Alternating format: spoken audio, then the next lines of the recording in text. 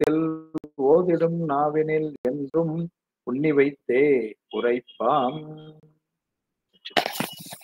எல்லாம் வல்ல இறைவன் திருவருளை சிறமேற்கொண்டு திரு கைலாய பரம்பரை திருவாவடுதுறை ஆதீனம் சுள்ள ஸ்ரீ குருமாசனிதானங்களுடைய பொன்னார் திருவடி கமலங்களுக்கும் சைவத்தின் குலதெய்வமாக என்ற மாதவ சிவஞான சுவாமிகளுடைய திருவடிகளுக்கும் என்னை நிலையிலே ஈடுபடுத்தி ஆண்டவருடைய குருநாத சார் தங்கல் சுவாமியுடைய திருவடிகளுக்கும் காஞ்சி பெரியவர் ஐயா காஞ்சி பெரியவா சுவாமிகளுடைய திருவடிகளுக்கும் மனமொழி மெய்களால் பணிவான வணக்கங்களை சமர்ப்பித்து இந்த சங்கரா கலை மற்றும் அறிவியல் கல்லூரியின் மூலம் நடக்கின்ற இந்த வகுப்புக்கு பெரிதும் உதவியாயிருக்கின்ற நம்முடைய கல்லூரி முதல்வர் ஐயா அவர்களுக்கும் தமிழ்துறை தலைவர் ஐயா ராதாகிருஷ்ணன் ஐயா அவர்களுக்கும் ஏனைய பேராசிரியர்களுக்கும் கலந்து சிறப்பிக்கின்ற பெரியோர்கள் வரவேற்புரை நல்கிய அன்பர் எல்லோருக்கும் என்னுடைய அன்பான பணிவான வணக்கங்களை தெரிவித்துக் கொள்கின்றேன். சைவ சமய அடிப்படைகள் மற்றும் வழிபாட்டு முறைகள் என்ற பாடத்திட்டத்திலே 3வது வகுப்பு நாம் இன்றைக்கு சந்திக்கின்றோம். சைவம் என்றால் என்ன, சைவ சித்தாந்தம் என்றால் என்ன, அடிப்படையாக சொல்லக்கூடிய 3 பொருள்கள், அதனுடைய இயல்புகள் என்ன என்பதையெல்லாம் முதல் வகுப்புல நம்ம பார்த்தோம். 2வது வகுப்புல சுவாமி உருவம் அருவம் அருவுருவமாய் நின்று அருள் புரிகின்ற 9 திருமேனிகளாக அவன் எவ்வாறெல்லாம் இந்த உயிர்களுக்கு அருள் செய்கின்றான் என்ற செய்தியும், அதனை தொடர்ந்து உயிரை பற்றிய சில செய்திகள் எல்லாம், இந்த உயிர்கள் எத்தனை, இந்த உயிர்களுடைய பிரிவுகள் 3 பிரிவுகளாக விஞ்ஞானகலர், புலையாகலர், சகலர், இந்த 3 பிரிவுகள், அந்த செய்தி எல்லாம் சொல்லி இந்த உயிர்களை பற்றிய குணங்கள் சார்ந்ததன் வண்ணமாம் தன்மை உடையது என்றதெல்லாம் சொல்லி உயிரை பற்றி சில செய்திகள் எல்லாம் நாம சிந்தித்தோம். அடிப்படை பகுதி என்பதனாலே அடுத்த வகையாக நம்ம என்ன பண்ணோம், பாசம் என்பதிலே ஆணவ மலத்தை பற்றி நாம சிந்தனை செய்தோம். அப்ப இதுவரைக்கும் பார்த்த அடிப்படை பகுதிகள் பார்த்தீங்கன்னா, இறைவனை பற்றி சிந்தித்திருக்கிறோம், இன்பம் தரும் பொருள் அது. உயிரை பற்றி சிந்தித்திருக்கிறோம், இன்பத்தை அனுபவிக்கின்ற பொருள் அது. 3வது ஆணவ மலத்தை சிந்தித்தோம், இன்பம் நாம் உயிரானது இன்பம் அனுபவிப்பதற்கு தடையா இருக்கிற பொருள். இப்ப 3 பொருளும் வந்துருச்சு. இன்பத்தை அனுபவிக்கின்ற பொருள், இன்பத்தை நல்குகின்ற பொருள், அந்த இன்பத்தை இந்த பொருள் அனுபவிப்பதற்கு தடையாயிருக்கின்ற பொருள் என்று இறைவனையும் சொல்லி உயிரையும் சொல்லி ஆணவ மலத்தையும் சொன்னோம். இன்னும் 2 பொருள்கள் எஞ்சி இருக்கின்றன. அடிப்படை பொருள்கள் சொன்னா அதுவும் நம்ம கண்டிப்பா சிந்திக்க வேண்டிய பொருள்கள். இன்றைய வகுப்புல நாம அந்த 2 வகுப்புகளை சிந்தித்து, அந்த 2 பொருட்களையும் சிந்தித்து முடிந்த அளவிலே நம்முடைய சாதனங்கள் என்று சொல்லக்கூடிய திருநீறு, ருத்ராக்கம், 5 எழுத்து, அதை பற்றியும் சிந்திக்க எவ்வளவு நேரம் திருவருள் நமக்கு கிடைக்கிறதோ அப்படி நம்ம சிந்தனைக்கு இன்றைக்கு எடுத்துக்கொள்வோம். எஞ்சி இருக்கிற 2 பொருள் சொன்னால் பாசம் என்கின்ற வகையிலே சொல்லும் பொழுது 3 பொருள்கள் இங்கு சொல்லப்படும். எல்லாருக்கும் தெரியும், ஆணவம், கன்மம், மாயை என்று சொல்லி. அதுல ஆணவ மலத்தை பற்றி நம்ம போன முறை கேட்டிருந்தோம், எல்லாரும் சொன்னோம். பின்னூட்ட படிவத்துல கூட அது ஒரு கேள்வியாவே ஆணவத்தை பத்தி கேட்டிருந்தோம், எல்லாரும் எழுதியிருந்தாங்க. ஒன்றதாய் அநேக சக்தி உடையதாய் உடனாய் ஆதி அன்றதாய் ஆன்மாவின் தன் அறிவொடு தொழிலை ஆர்த்து நின்று போத்திருத்துவத்தை நிகழ்த்தி செம்பினில் களிம்பெய்ந்து என்றும் அஞ்ஞானம் காட்டும் ஆணவம் ஏய்ந்து நின்றே என்று சித்தியார் திருவுருத்தத்தை சொல்லி, ஆணவமானது என்றும் அஞ்ஞானம் காட்டும், சுவாமி என்றும் ஞானம் காட்டுவான், அதனால அது நல்ல பொருள், இது தீய பொருள் என்றெல்லாம் நம்ம அன்னைக்கு சொன்னோம். இப்ப அதனுடைய தொடர்ச்சியாக இன்றைக்கு மாயையை நாம் சிந்திக்க இருக்கின்றோம், அதன் பின்னர் கர்மத்தையும் சிந்திக்க இருக்கின்றோம்.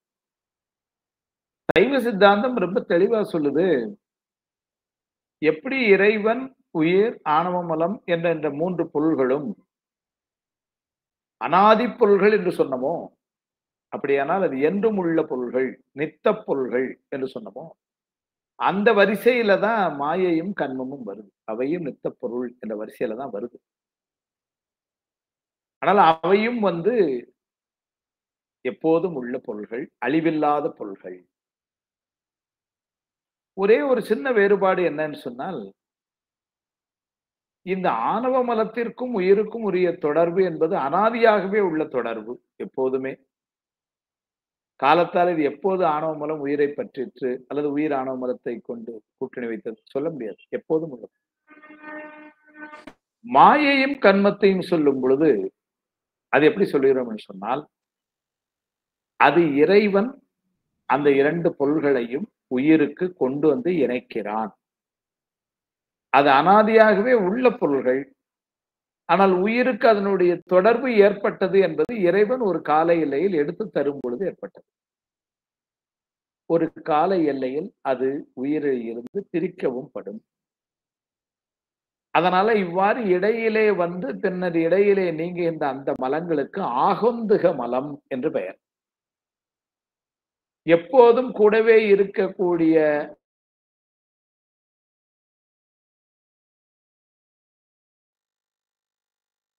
உண்மையிலே அது அனாதிதான் என்றாலும் கூட உயிரோடு ஏற்பட்ட தொடர்பு என்பது நடுவிலே வந்து உயிரோடு சேர்ந்தது, பின்னர் உயிரிலிருந்து விலகியது.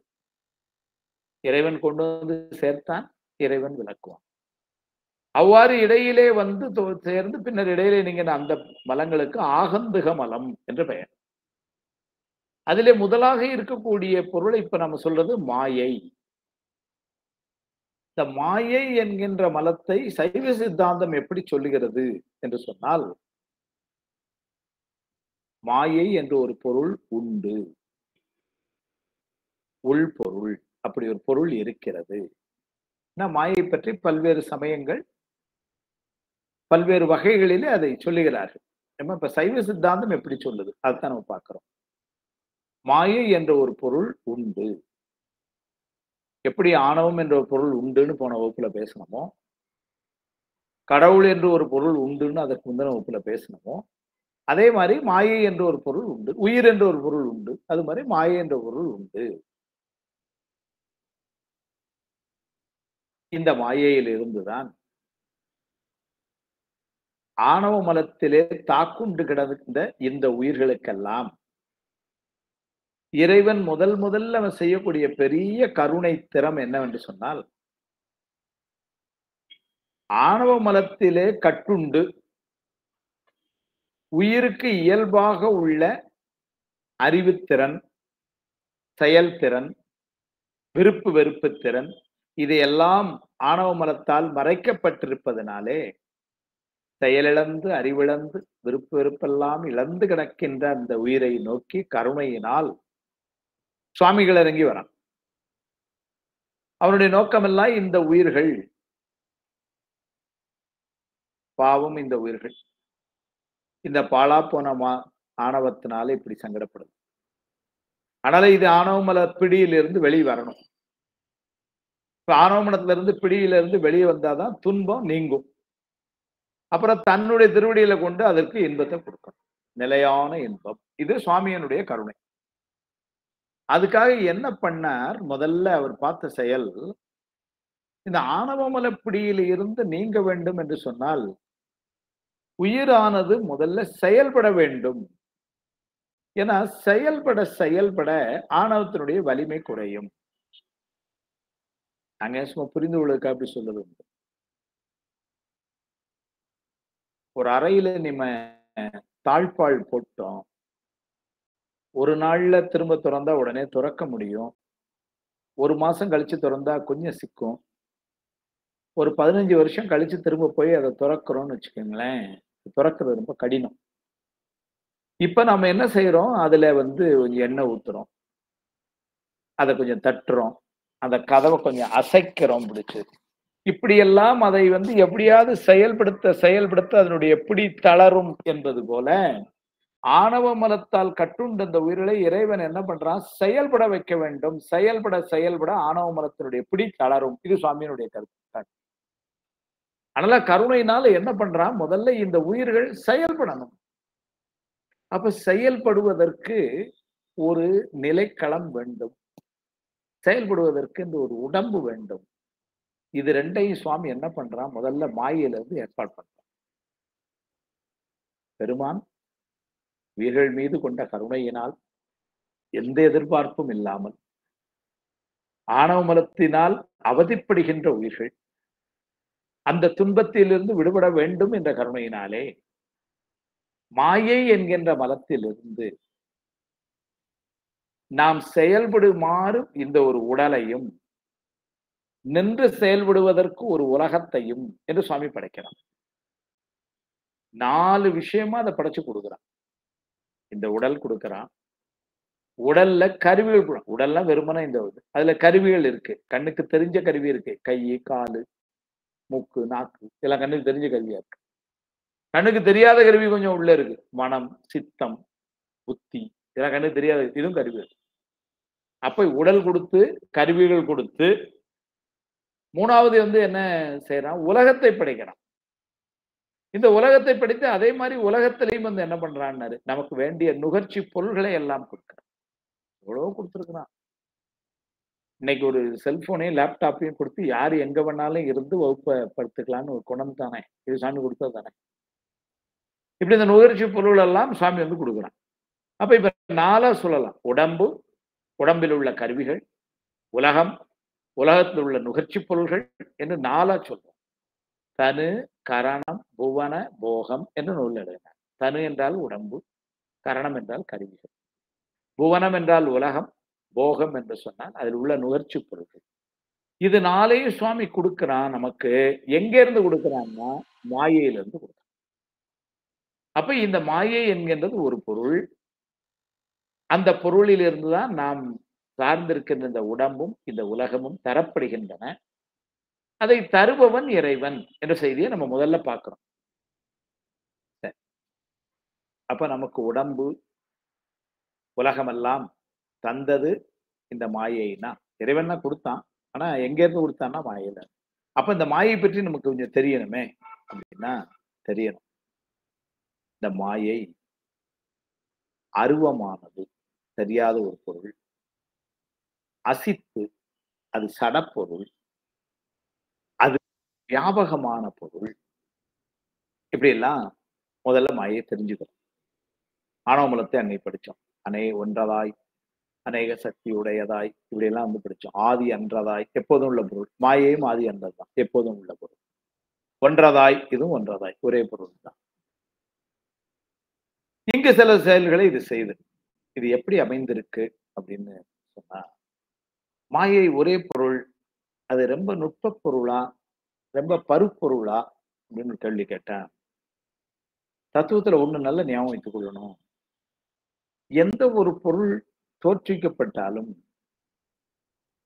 அந்த பொருளுக்கு காரணமாய் இன்னொரு பொருள் இருக்கும். மூலப்பொருள் என்றெல்லாம் சொல்லுகிறோமே. அப்போ அந்த பொருளுக்கு காரணப் பொருள் என்று பெயர். அதிலிருந்து செய்யப்பட்ட பொருளுக்கு காரிய பொருள் என்று பெயர். நான் இன்றைக்கு மத்தியானம் வாழைக்காய் பொரியல் சாப்பிட்டேன். வாழைக்காய் என்கின்ற காரணப் பொருளில் இருந்து வாழைக்காய் பொரியல் என்ற காரிய பொருள் வந்தது. இப்ப இந்த உலகம் இது காரிய பொருள் அப்படின்னா இதற்கு காரண பொருள் எங்க இருந்து வந்ததுன்னா அது மாயையிலிருந்து வந்தது. அப்ப மாயை என்பது காரண பொருள், உலகம் என்பது காரிய பொருள். பொதுவா எப்பவும் எப்படி இருக்கும்னா காரிய பொருள் பருமனதாகவும் காரண பொருள் சூக்குமமாகவும் இருக்கும். பருமையாக இருக்கும் அது காரிய பொருள், ரொம்ப நுட்பமாக இருக்கும் அது காரண பொருள். நல்லெண்ணெய் என்பது காரிய பொருள், அது காரண பொருள். எள்ளு என்பது சூக்குமமா இருக்கிற பொருள். இது பருமையா ஒரு டப்பால வருது எண்ணெய் இவ்வளவு. அது எங்க இருந்து வருதுன்னா அது எது உள்ள அடங்கி இருக்குன்னா எள்ளுக்குள்ள அடங்கி. அப்ப காரண பொருள் என்பது நுட்பமா இருக்கும். இப்ப மாயை நுட்பம்னு சொல்றதா பருமம்னு சொல்றதா? இந்த ஆகாயம் என்பதே ரொம்ப நுட்பமா இருக்கு. ஏன்னா ஆகாயத்தினுடைய அளவு சொல்ல முடியுமா? ஆகாயத்தினுடைய குணத்தை ஒரு அளவுக்கு மேல பேச தெரியுமா? இல்ல அப்படின்னா அது ரொம்ப நுட்பமா இருக்கு. எல்லா பொருளுக்கும் இடம் கொடுத்து நிற்கின்ற இந்த ஆகாயம் அதுவே இவ்வளவு நுட்பமா இருக்குன்னா, இந்த ஆகாயமும் எது உள்ள அடங்கி நுட்பமா இருக்குன்னா மாயைக்குள்ள அடங்குதுன்னா அப்ப மாயை எவ்வளவு நுட்பமான பொருளா இருக்கணும்? ஆகாயமே இவ்வளவு நுட்பமா இருக்கும்னா அப்ப ஆகாயத்திற்கும் காரணமா இருக்கின்ற மாயாமலம் அதை விட நுட்பமாக இருக்கும். அதனால மாயை என்பது ரொம்ப நுட்ப பொருள் ஒரு வகையில. இன்னொரு வகையில நாம் வாழுகின்ற இந்த உலகமே எவ்வளவு பெருசுன்னு சொன்னா இன்னைக்கு அது எப்படி சொல்றது? அவ்வளவு பெருசு.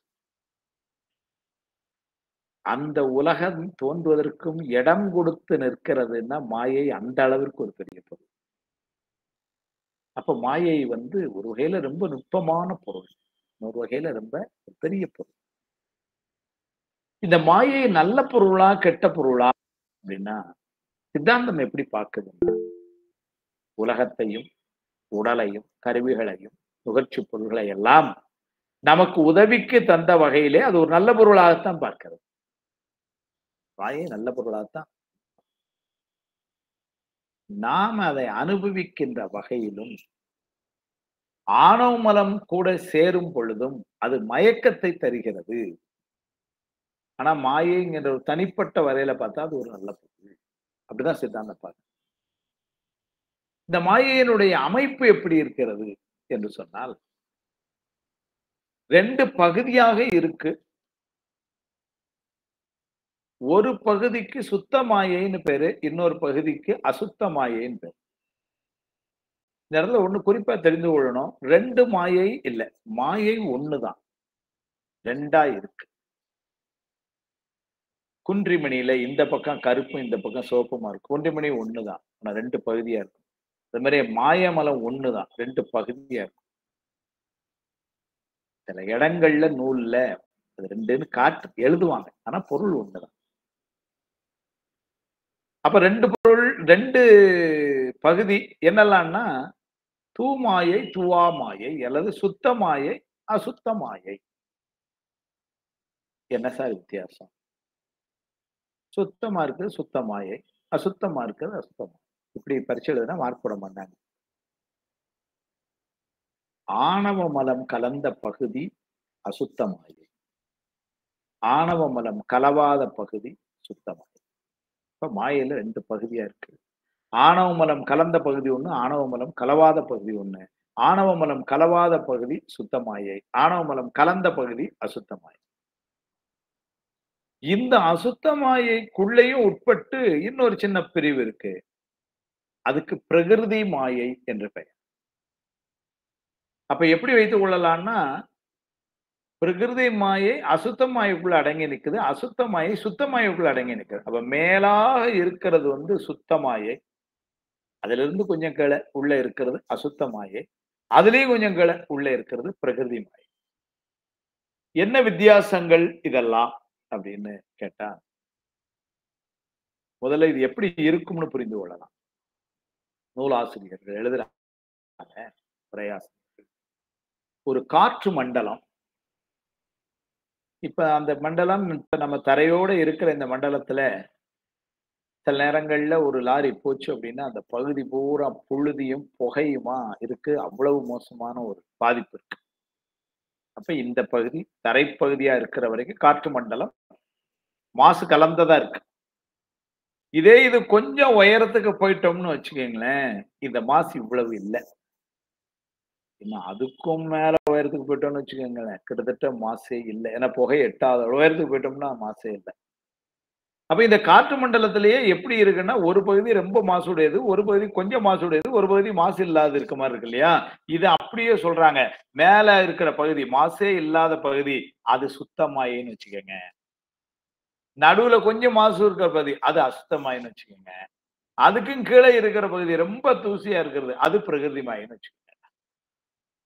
புரிந்து கொள்ள. அப்ப மேல இருக்கக்கூடிய சுத்தமாயை, அது ஆணவம் கலவாத பகுதி, சுத்தமான பகுதி. அசுத்தமாயின்னு சொன்னோம். அது என்னாச்சுன்னா, ஆணவம் கலந்த பகுதி. அதனால அங்கு மயக்கம் உண்டு. மேல சுத்தமாயில மயக்கம் கிடையாது. இங்க மயக்கம் உண்டு. 3வதா இருக்கிற பிரகிருதி மாயை, அது என்ன சார்? அத விட என்ன மோசம்? ஆணவமும் கலந்தாச்சு. இத விட என்ன மோசம்னாரு. அதுல சாத்வீகம், ராசதம், தாமதம் என்று 3 குணங்கள் உண்டு. அப்ப மேல இருக்கிறது ஆணவமலம் இல்லாதது. அதுக்கப்புறம் இருக்கிறது ஆணவ மலம் கலந்து அதனால மயக்கத்தை செய்து. இது ஆணவ மலம் இருக்கிற மயக்கத்தோடு சேர்ந்து இன்னும் கூட என்ன ஆகுதுன்னா, ராசத குணம் சாரி சாத்விக குணம், ராசத குணம், தாமத குணம் என்ற 3 குணங்களும் உடையது. அந்த 3 குணங்களும் உள்ள பகுதிக்கு தான் பிரகிருதி மாயை என்று பெயர்.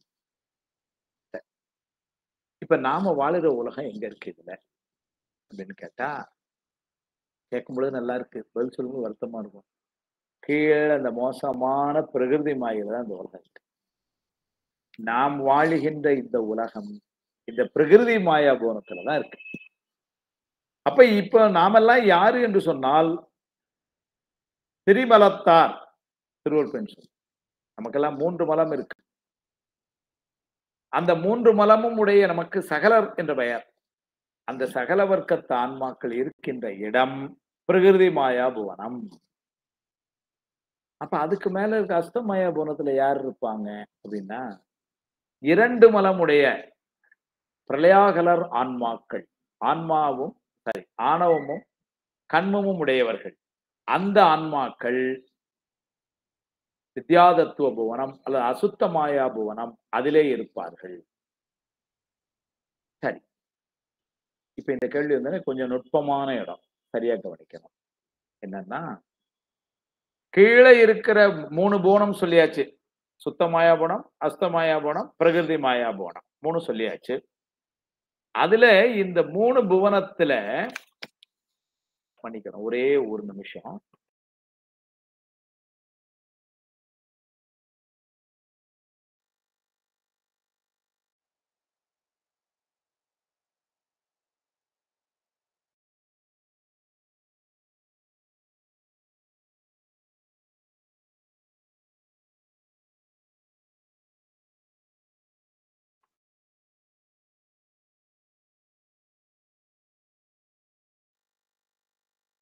ஐயா மியூட்ல இருக்கீங்க, மியூட்ல இருக்கீங்க. வந்துட்டேன். அதனால இப்ப அந்த 3 சொல்றோம். சுத்த மாயா போனோம், அஸ்த மாயா போனோம், பிரகிருதி மாயா போனோம். பேசுனது 3 விதமான ஆன்மாக்களை. விஞ்ஞானகலர், பிள்ளையாகலர், சகலர். கீழே மோசமான இடம் அது உள்ள 3 மலமும் உடைய சகலருக்கு இடம் கொடுத்தாச்சு பிரகிருதி மாயா போனத்துல. நடுவுல அசுத்த மாயா போனோம், நடுவுல இருக்கக்கூடிய 2 மலம் உடையவர்கள் அவங்களுக்கு இடம் கொடுத்தாச்சு. இப்ப மேல இருக்கக்கூடிய சுத்தமாயா போனம் அதுலதான் 1 மலம் உடையவர்களுக்கு சொன்னா சிக்கல மாட்டிடுவோம். ஏன்னா சுத்தமாயா புவனத்துக்கு நாம சொன்ன விளக்கம் என்னன்னா ஆணவ மலம் கலவாத பகுதின்னு சொன்னோம். விஞ்ஞானகலர் ஆன்மாக்கள்னா அவர்கள் 1 மலம் உடையவர்கள், ஆணவ மலம் உடையவர்கள்னு அர்த்தம். அப்ப ஆணவ மலம் உடையவர்கள் ஆணவம் கலவாத பகுதிக்குள்ள போக முடியாது. அதனால சுத்தமாயா புவனத்துல விஞ்ஞானகலருக்கு இடமில்லை. இப்ப 2 கேள்வி வருது. அப்ப விஞ்ஞானகலருக்கு இடம் எது? ஒரு கேள்வி. இன்னொன்னு அப்ப சுத்தமாய புவனத்துல யார் தான் இருப்பா? சகலரும் இல்ல, பிரயாகலும் இல்ல, விஞ்ஞானமும் இல்ல, அங்க யார் தான் இருப்பா? 2 கேள்வி வருது. முதல்ல விஞ்ஞானகலர் எங்க இருப்பாங்க? முதல்ல அவங்களுக்கு இடம் கொடுத்துருவோம் பாவம். அவங்க எங்க இருக்காங்கன்னா அசுத்த மாயா புவனத்துக்கு மேல சுத்த மாயா புவனத்துக்கு கீழே அவங்களுக்கு இடம் அமைக்கப்பட்டிருக்கு. அங்கதான் விஞ்ஞானகலர் ஆன்மாக்கள் இருப்பார்கள். அவர்கள் அஸ்தமாயா புவனத்துக்கு தாண்டி இருப்பாங்க. ஆனா சுத்தமாய புவனத்துல இல்லை. அப்ப சுத்தமாய புவனத்துல யார் இருப்பாங்கன்னா சுவாமி இருந்து தொழிற்படுவான். சுவாமி மட்டும்தான் இருப்பாரா சார்? அவ்வளவு பெரிய ஆபீஸ் இந்த உலகத்தையே ரன் பண்ற சுவாமி அங்க இருக்கிறாரு. ஒரு ஆபீஸ்ல ஒரு 4 ஆள் கூட வச்சுக்கிட மாட்டாரா? ஹெல்ப் இருக்கிறாங்க. யார் இருக்கிறாங்கன்னாரு. ஏன்னா ஏனையோருக்கு நீங்க விஞ்ஞானத்துக்கு இடம் இல்லைன்ட்டீங்க, அங்க யார் இருப்பாங்க அப்படின்னா அதிகார முத்தர்கள் என்று பெயர். அதிகார முத்தர்கள் என்று சொன்னால் ஆணவ மலமும் நீங்கி, ஆனால் ஆணவ மலத்தினுடைய தாக்கத்தின் காரணமாக பதவி மோகத்திலே அது மட்டும் கொஞ்சம் எஞ்சி இருக்குது. அப்படி அவங்களுக்கு ஆணவ மலம் இருக்குன்னு சொல்லக்கூடாது, நீங்கிருச்சு. ஆனா இருந்ததனுடைய ஒரு வாசம் அந்த பதவியில ஒரு அதிகாரம் செய்யணும். அது அதிகார முத்தன். சுவாமி என்ன பண்றான்? அவர்களுக்கு எல்லாம் ஒரு கருணையோட சரி கொஞ்ச நாள் அவங்களுக்கு ஒரு பதவியை கொடுக்குறான். ஏதோ ஒரு பதவியை கொடுத்து அந்த அதிகார முத்தர்கள் சுத்தமாயாம இருந்திருப்பாங்க. கொஞ்ச நாள் பதவியில் அவங்க இருந்து அவங்களே அப்புறம் என்ன சொல்றாங்க? சுவாமி இந்த பதவி மேல இருந்த வெறுப்பெல்லாம் போயிடுச்சு சாமி, உங்களுடைய திருவடியில தான் இடம் வேணும் அப்படின்னு அவங்க ரொம்ப இறங்கின உடனே சுவாமி என்ன பண்ணா அவர்களுக்கு முக்தி இன்பத்தை கொடுத்து அங்க தன்னுடைய திருவடியில இடத்தை கொடுத்து கூட்டு போயிடலாம். அப்ப இது எப்படி கணக்கு எடுத்துக்கலாம் அப்படின்னா அதிகார முத்தர்கள் இருக்கிற இடம் சுத்தமாயா. அப்ப மாயையினுடைய 3 பகுதிகளாக சகல வர்க்கத்து ஆன்மாக்களுக்கு பிரகிருதி மாயா பூனத்திலும், பிரளயாகலர் ஆன்மாக்களுக்கு அதற்கு மேலே அஸ்த மாயா பூனத்திலும், விஞ்ஞானகலர் ஆன்மாக்களுக்கு அதற்கு மேல் அஸ்தமாயா பவனத்திற்கு மேலே சுத்தமாயா பவனத்திற்கு கீழே ஒரு இடமும், சுத்தமாயா பவனத்திலே சுவாமி தொழிற்படுகின்ற இடம், அங்கு அதிகாரமுத்துடன் இருக்கிறார்கள் என்று முதல்ல மாயை எவ்வாறெல்லாம் நமக்கு இடம் தந்து நிற்கிறது அதை சொல்லிட்டோம். அடுத்தால இந்த மாயையில இருந்துதான் 36 தத்துவங்கள் தோன்றுகின்றன. சைவ சித்தாந்த கல்வியில, சைவ சித்தாந்தம் இல்ல, எந்த ஒரு சமய கல்வியா இருந்தாலும் இந்த தத்துவத்தை பற்றிய ஒரு அறிமுகம் இன்றியமையாதது. அதுலயே சைவ சித்தாந்தம் சொல்லுகின்ற இந்த தத்துவங்கள் நம்ம கண்டிப்பா தெரியணும். பொதுவா நமக்கு தத்துவம்னா இந்த தமிழ்ல இலக்கணம்னாலே கொஞ்சம் பயப்படுவோம். அது மாதிரி தத்துவம்னா அது ஏதோ ரொம்ப கடினம் அப்படின்னு ஒரு எண்ணம் பொதுவா இருக்கும். ஆனா உண்மையில அப்படி இல்லை. சைவ சித்தாந்தம் என்ற கல்வியே முதல்ல கடினம் இல்லையே. ஆனால் அதில் உள்ள தத்துவம் என்பது ரொம்ப கடினம் கிடையாது. தத்துவம் என்று சொன்னால் ஒரு கருவி என்ற இடத்துல பொருள் கொள்ளலாம். மாயையிலிருந்து சுவாமி இந்த உலகத்தை எல்லாம், இந்த உடம்பை எல்லாம் படைத்து நமக்கு கொடுக்கும் பொழுது நமக்கு உதவிக்கு சில கருவிகளை அதிலிருந்து அமைத்து தருகிறான். மாயையை காரியப்படுத்தி சில கருவிகளை நமக்கு இறைவன் தருகிறான். அந்த கருவிகளுக்குத்தான் தத்துவம் என்ற பெயர். அப்ப தத்துவம் என்றால் என்னன்னா மாயையின் காரியப்படுத்தப்பட்ட பகுதி என்று சொல்லலாம். அதுல நாம சகல வர்க்கத்து ஆன்மாக்கள் இருக்கின்ற பிரகிருதி மாயா புவனத்திலே 24 தத்துவங்கள் செயல்படுகின்றன. அங்கு ஆன்ம தத்துவங்கள் என்று பெயர் அவை. அதற்கு மேலே இருக்கக்கூடிய அசுத்த மாயா புவனத்திலே 7 தத்துவங்கள் செயல்படுகின்றன. அவற்றுக்கு வித்யா தத்துவங்கள் என்று பெயர். அதற்கு மேலே இருக்கக்கூடிய சுத்த மாயையில 5 தத்துவங்கள் செயல்படுகின்றன. அதற்கு சுத்த தத்துவங்கள் என்று பெயர் அல்லது சிவ தத்துவங்கள். அப்போ ஆன்ம தத்துவம் 24, வித்யா தத்துவங்கள் 7, 31, சிவ தத்துவங்கள் 5, 36. இந்த 36 தத்துவங்கள் தான் சைவ சித்தாந்தம் அடிப்படையாக சொல்லுகின்ற கருவிகள். நமக்கு சில சமயங்கள் 24 தத்துவங்கள் சொல்லுகின்றன, சில சமயங்கள் அதை விட குறைவாகவும் சொல்லுகின்றன. இப்படி சமயங்களுக்குள்ள தத்துவங்களை நிர்ணயம் செய்வதிலே வேறுபாடுகள் இருக்கின்றன. நாம இப்ப என்னன்னா சைவ சித்தாந்தம் என்ன சொல்லுது, 36 தத்துவங்கள் என்பது ரொம்ப ஆழமான ஒரு அறிவியல் உணர்வோடும் தர்க்க ரீதியாகவும் நிலைநிறுத்தப்பட்டிருக்கின்றன என்று பெரியவர்கள் சொல்லுகிறார்கள். நாம் ஏதோ சைவம் சார்ந்தவர்கள் சொன்ன புகழ்ச்சின்னு இல்லை. மேலை நாட்டிலிருந்து வேறு சமயத்தை சார்ந்த டாக்டர் தியோஸ் பெனார்ட் என்கின்ற ஆங்கிலர் எழுதுகிறார், இந்த 36 தத்துவங்கள் என்பது சைவத்திலே நிலைநிறுத்தப்பட்டிருக்கின்ற தத்துவங்கள் ஏதோ குருட்டு கணக்கிலே வைக்கவில்லை. அவர்கள் ரொம்ப அறிவியல் பூர்வமாகவும் தர்க்க ரீதியாகவும் இதை நிலைநிறுத்தி இருக்கிறார்கள் என்று டாக்டர் தியோஸ் பெனார்ட் எழுதுகிறார் ஆங்கிலத்தில். The sum of 36 categories is no mere metaphysical speculation, but is purely based on scientific principles on logical account என்று எழுதுகிறார். இதெல்லாம் ஒரு பெருமை. 36 தத்துவம் என்று நம்முடைய அருளாளர்கள் அதெல்லாம் அப்படி நமக்கு கொடுத்திருக்கிறாங்கன்னா அதெல்லாம் ரொம்ப அறிவியல் நுட்பமாகவும் ரொம்ப தர்க்க ரீதியாகவும் அதை நிலைநிறுத்தி இருக்கிறார்கள். இந்த 36 தத்துவங்களை பற்றிய விரிவெல்லாம் பின்னர் வேற ஏதாவது ஒரு வகுப்புல படிப்போம். இப்ப அடிப்படையில நான் 36 மட்டும் சொல்லிட்டேன்.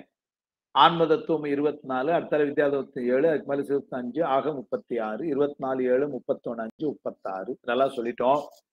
இன்னும் கூட ஒருபடி மேல போனா இந்த ஆன்ம தத்துவம் 24 என்னன்னு சொன்னா பூதங்கள் 5, தன்மாத்திரைகள் 5, ஞானேந்திரியங்கள் 5, கண்மேந்திரியங்கள் 5, அந்த கரணங்கள் 4, இப்படி 24. 4 குரூப் 5 5. நாம இருக்கின்ற நிலம், நீர்த்தி, காற்று, ஆகாயம் என்கின்ற இந்த 5 பூதம், அதுக்கு மேல சத்தம், பரிசம், ரூபம், ரசம், கந்தம் என்கின்ற 5 தன்மாத்திரைகள், அதற்கு மேல சொல்லும் பொழுது 5 கண்மேந்திரியங்கள், வாய், கால், கை, எருவாய், கருவாய், அப்புறம் 5 ஞானேந்திரியங்கள், மெய், வாய், கண், மூக்கு, செவி, அதுக்கப்புறம் 4 அந்த கரணங்கள், மனம், சித்தம், புத்தி, அகங்காரம், இதெல்லாம் சேர்ந்தா 24. இது ஆன்ம தத்துவங்கள். வித்யாதத்துவங்கள் 7. காலம், நியதி, கலை, வித்தை, அராகம், பொருடன், மாயை 7. சிவதத்துவங்கள் 5.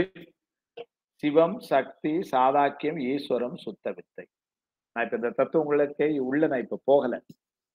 ஒருவேளை ரொம்ப வேணும்னு நினைச்சா அல்லது நம்முடைய துறை தலைவர் ஐயா அதை பத்தி சொல்லணும்னு ஒருவேளை பாடத்திட்டத்துல சொன்னா அடுத்த வகுப்புல அதை கொஞ்சம் விரிவா சொல்றேன். இப்போ 36 தத்துவங்கள் இருக்கின்றன. பேரையும் சொல்லிட்டேன் என்னன்னு, அவ்வளவு நிறுத்திக்கிறேன். இந்த தத்துவங்கள் எல்லாம் ஒரு கால எல்லையில் நாம் விட வேண்டிய பொருள். இது மாயைக்கு நான் ஒரு கேள்வி கேட்டோம், இது நல்ல பொருளா கெட்ட பொருளான்னு. அது நல்ல பொருள், ஏன்னா உலகத்தை கொடுத்திருக்கு, உடம்பு கொடுத்திருக்கு, நல்ல பொருள்னு சொன்னோம். அப்ப மாயையிலிருந்து வந்த இந்த தத்துவங்கள்லாம் நல்ல பொருளா கெட்ட பொருளானா நல்ல பொருள். இப்ப நல்ல பொருள்னு சொன்னா ஒரு சிக்கல் வருது. என்னன்னா, அது நல்ல பொருளா இருந்து அப்புறம் ஏன் ஒரு கால எல்லையில விடணுங்கிறீங்க? கெட்ட பொருளா இருந்தனா விடணும்னு சொன்னா நியாயம். ஆணவமலம் கெட்ட பொருள், நீங்க வேண்டும், சரிதான். இது நல்ல பொருள்னு சொல்லி அப்புறம் ஏன் நீங்கணும் அப்படின்னா, இதனுடைய பயனானது ஆணவமலம் இருக்கும் வரைக்கும் தான் இதனுடைய பயன் நமக்கு. ஆணவமலம் நீங்கிய பின்னர் இது தேவையில்லை. இது தேவையில்லை என்பதனால அதை விட்டு நாம நீங்க வேண்டும். உதாரணம் புரியறக்கா சொல்றேன். இந்த கண் அது உயிர் என்று வச்சுக்குவோம். அதுக்கு பார்க்கிற தன்மை உண்டு, கண்ணுக்கு காணும் தன்மை உண்டு. என்னுடைய கண்ணுல ஏதோ சின்ன நோய், அதனால எனக்கு தூரத்துல வர்ற பொருள்லாம் சரியா தெரிய மாட்டேங்குது. அது எனக்கு ஏற்பட்ட நோய், கண்ணுக்கு ஏற்பட்ட நோய். இங்க நீங்க உயிருக்கு ஏற்பட்ட நோய்னு வச்சுக்கிடுவோம். அப்ப அதுக்கு ஆணவமலம் தாக்கம் அப்படி வச்சுக்கணும். அந்த நோய்க்கு பேரு. இங்க இந்த நோய்க்கு ஷார்ட் சைட் அல்லது கிட்ட பார்வை, அதான் எனக்கு நோய். இப்ப நான் டாக்டர்கிட்ட போறேன். டாக்டர் கண்ணெல்லாம் பரிசோதிச்சார், வெள்ள மருந்தெல்லாம் ஊத்தி 1 மணி நேரம் உட்கார வச்சார். அந்த போர்டெல்லாம் வாசிங்க. வரிசை இருக்குல்ல, 2 வருஷம் தெரியல. ரொம்ப அதுக்குங்கிற ஒரு வரிசை இருந்திருக்கு, ஒரு வரிசை இருக்குன்னே எனக்கு தெரியல. அவ்வளவு இதா இருந்தது. உடனே டாக்டர் சொன்னார், உங்களுக்கு கண்ணுல பார்வை கோளாறு இருக்கு, ஆனா இதை சரி செய்யணும். ஆனா இப்ப உங்களுக்கு வயசு 25 தான் ஆகுது, இப்பவுமே இதுக்கு ஒண்ணு அவசரப்பட வேண்டாம். அதனால என்ன பண்ணுங்க, அந்த பார்வை கோளாறு இருந்தாலும் உங்களுடைய பார்வை கிடைக்கிறதுக்கு நான் ஒரு கருவி தாரேன் உங்களுக்கு, நீங்க அந்த கருவியை பயன்படுத்திக்கங்க, நீங்க எப்பனாலும் பார்த்துக்கலாம், உங்களுக்கு சிரமம் இருக்காது அப்படின்னு சொல்லிட்டு தான் இந்த கருவியை கொடுத்தாரு. கண்ணாடிங்கிற இந்த கருவியை கொடுத்தாரு. அப்போ என்னுடைய நோய் சரியாயிட்டான்னா இன்னும் சரியாகல, அது நம்ம பார்வை அப்படிதான் இருக்கு. தூரத்துல வர்ற பஸ் தான் தெரியுது, பஸ்ல இருக்க போர்டு தெரிய மாட்டேங்குது, இன்னும் அப்படிதான் இருக்கு. ஆனா இந்த கண்ணாடியை போட்டுட்டேன்னா நான் அந்த போர்டை நல்லா வாசிக்கிறேன். அவிநாசி, திருச்சிராப்பள்ளி அப்படின்னு என்னால போர்டை இங்கேருந்தே வாசிக்க முடியுது, ஏன்னா எனக்கு தெளிவா இருக்கு. இப்ப என் கண்ணில் நோய் இருக்கான்னா இருக்கு, ஆனா அந்த நோயை தாண்டி நான் ஒன்றை அனுபவிப்பதற்கு எனது கருவி உதவியா இருக்கிறது. அதுபோல உயிர் என்கின்ற இந்த ஆன்மா, அதற்கு ஆணவமலம் என்ற நோய் இருக்கு, தாக்கி இருக்கு. ஆனாலும் அதை தாண்டி இதெல்லாம் அனுபவிப்பதற்கு சுவாமி இந்த கண்ணாடி கொடுத்தது போல சில கருவிகள் கொடுத்திருக்கிறான். அதுதான் தத்துவங்கள் என்று பெயர். இப்ப அது நல்ல பொருளா கெட்ட பொருளான்னா நிச்சயமா நல்ல பொருள். ஆனா இந்த கண்ணாடி நான் எவ்வளவு நாள் இன்னும் போட்டிருக்கணும்? இப்ப சொல்றாரு டாக்டரு, சார் நீங்க ஒரு நாள் வாங்க, இப்பெல்லாம் ஒரே நாள் தான் சார், இதோ லேசர் அதுல பண்ணிடலாம், உங்களுடைய ஷார்ட் சைட் சரி பண்ணிடலாம்.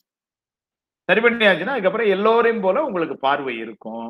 அதனால அதன் பின்னர் உங்களுக்கு என்ன ஆகும்னாரு, இந்த கண்ணாடி வேண்டாம்.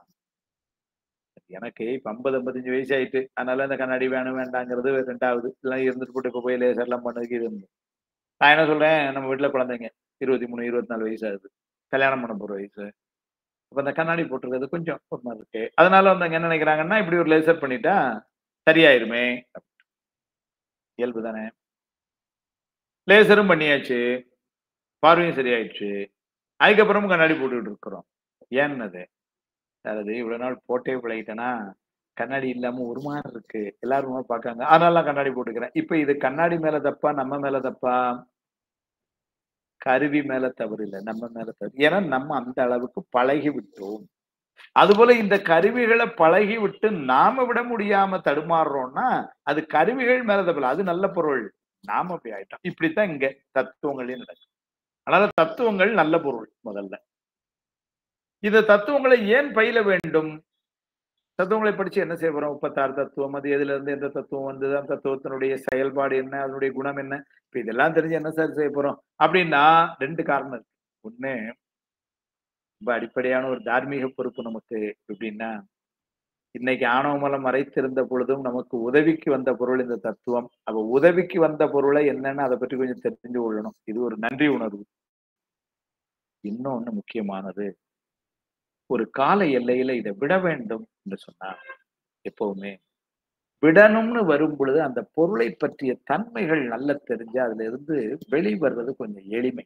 அது எப்படி நம்மளை பிடிச்சிருக்குதுன்னு நமக்கு தெரிஞ்சிட்டுனா, அந்த பிடியில இருந்து நைஸ் அப்படி கொஞ்சம் சிரமம் இல்லாம அப்படி நம்ம கலந்துக்கிறதுக்கு, அப்ப அந்த பிடிச்சிருக்கிற பொருளை பற்றி நமக்கு தெரிஞ்சதுன்னா அதை விடுறது எளிமை. அதுக்காகவும் இந்த பொருளை நம்ம இதுக்கெல்லாம் தான் நம்ம இந்த தத்துவங்களை படிக்கிறோம். இது அடிப்படையில சொன்னேன். கொஞ்சம் உயர்ந்த நிலையில சொன்னா, பிற சமயங்களோடு ஒப்பிட்டு சைவ சமயத்தினுடைய சிறப்புகள் என்ன என்று நம்ம பயில ஆரம்பிக்கும் பொழுது, அவங்க தத்துவத்தை அடிப்படையா வைத்து சில உண்மைகளை அந்த சமயத்தார் பேசும் பொழுது நமக்கும் தத்துவத்தை பற்றி தெரிஞ்சாதான் சித்தாந்த சைவம் இந்த தத்துவத்தை எவ்வாறு சரியாக கையாளுகிறது என்று சொல்லி அவர்களை நாம் மறுத்து நம்முடைய சித்தாந்தம் சிறப்பை உணர்த்த முடியும். இல்லைன்னு வச்சுக்கோங்க, அவங்க தத்துவம் எடுத்த உடனே ஐம் சாரி எனக்கு இதுல தெரியாதுன்னோம்னா அப்ப போயிட்டோம். அதனால தத்துவத்தை நாம் பயில வேண்டும். அதனால இது விரிவா பயிலுவதற்கு அடுத்த ஒரு வாய்ப்பில்லை. இல்லைன்னா உண்மை விளக்கம் வருது, அநேகமா அதுல எடுப்பார்கள் என்று வைத்துக் கொள்வோம். இப்ப இதுவரைக்கும் சொன்ன இந்த மாயையில நம்ம புரிந்து கொண்டதெல்லாம் அது ஒரு நித்த பொருள், அது ஒரே பொருள், அது அருவமாய் இருக்கும், அது சடப்பொருள், அது இறைவனுக்கு ஒரு ஆற்றலாக வைப்பு ஆற்றல் பேர், அல்லது பரிக்கிரக சக்தின்னு பேர். அப்படின்னு என்ன அர்த்தம்னா, இறைவன்றது இருக்கும், வேணும்னா எடுத்து பயன்படுத்திக்கிடுவான், வேண்டாட்டா இருக்கும். அந்த மாதிரி.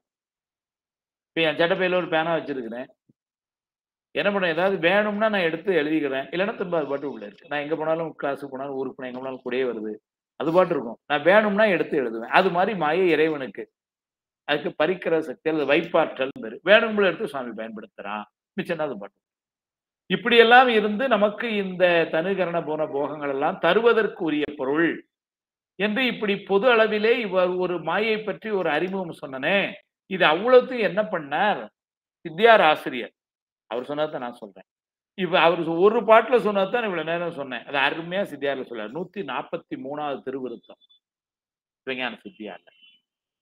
நித்தமாய், அருவாய், ஏக நிலையதாய், உலகத்திற்கோர் வித்துமாய், அசித்தாய், எங்கும் வியாபியாய், விமலனுக்கோர் சக்தியாய், புவன போகம் தனு கரணமும் உயிர்க்காய், வைத்ததோர் மலமாய் மாயை மயக்கமும் செய்யும் அன்றே. பாட்டு. நித்தமாய் ஏற்கனவே சொன்னேன், எப்போதும் உள்ள பொருள். அருவாய் நான் சொன்னேன், அது உருவம் கிடையாது. ஏக நிலையதாய், அது ஒரே பொருள், அதுவும் சொன்னேன். உலகத்திற்கு ஒரு வித்துமாய், இந்த உலகம் தோன்றுவது காரணமாய் இருந்த பொருள், உலகம் மாயிலிருந்து தான் தோன்றுது. உலகத்திற்கு ஒரு வித்துமாய், அசித்தாய், தடப்பொருளாய், எங்கும் வியாபியாய், வியாபகமாய் உள்ளது. விமலனுக்கு ஒரு சக்தியாய், பெருமானுக்கு ஒரு ஆற்றலாய், அப்படின்னா பரிக்கிற சக்தியாய், புவன போகம் தனுகரணம். தனுகரண புவன போகம் செய்யுள்ங்கனால அப்படி மாற்றி அமைச்சிருக்காங்க. புவன போகம் தனுகரணம் அப்படின்னு 4 புவன தனுகரண புவன போகமாய் உயிர்காய். இதெல்லாம் யாருக்காக? இந்த உயிர்களுக்காக. வைத்ததோர் மலமாய், இது ஒரு மலம், மலமாய் மாயை மயக்கமும் செய்யும் என்றேனர். வெறுமன மாயை மயக்கம் செய்யும் என்றேன்னு சொல்லல, மயக்கமும் செய்யும். அப்படின்னா எப்போ? ஆணவ மலத்தோடு இணைந்த காலத்து மாயை மயக்கத்தை செய்யும். விடிவாம் அளவும் விளக்கணைய மாயை வடிவாதி கண்மத்து வந்து. திருவருள் பெயர் 30.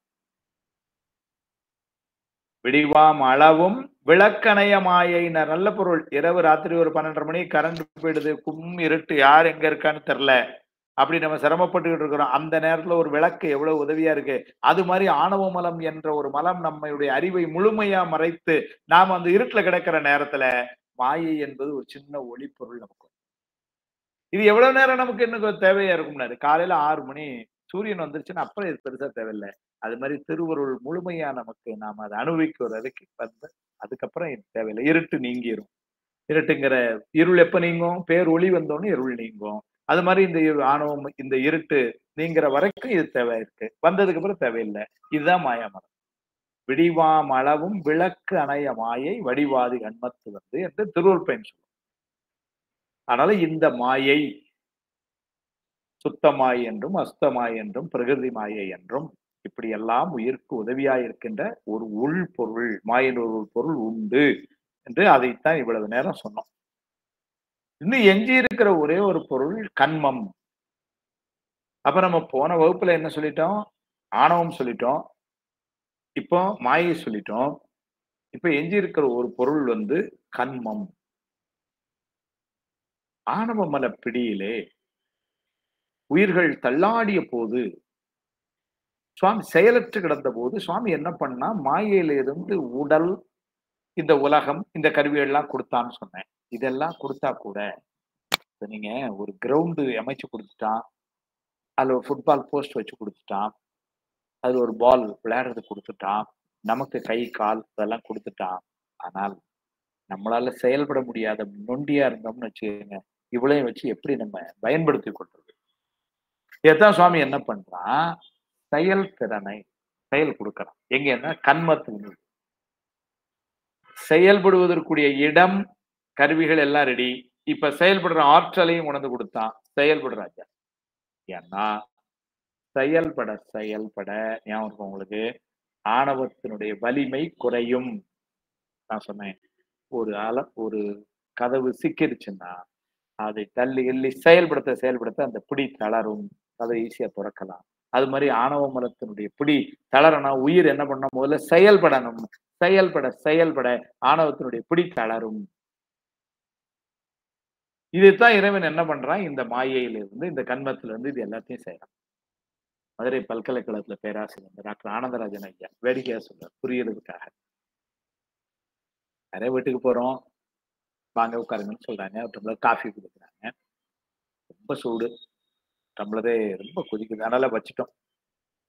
இப்ப அந்த சூடு ஆரம்பம்னா அது எப்போ ஆகுது தெரியல. உடனே அவங்களே புரிஞ்சுக்கிட்டாங்க, ரொம்ப சூடா இருக்கா, சரி அப்படின்னு அம்மா வந்து உடனே என்ன பண்றாங்க, இன்னொரு டம்ளர் எடுத்து இந்த காப்பி அப்படி 4 ஆத்து ஆத்துறாங்க. அப்படின்னா இந்த டம்ளர்ல இருந்து அந்த டம்ளருக்கு போகுது, அந்த டம்ளர்ல இருந்து இந்த டம்ளருக்கு வருது காப்பி. இப்படி காப்பி செயல்பட அதனுடைய சூடு குறையும்.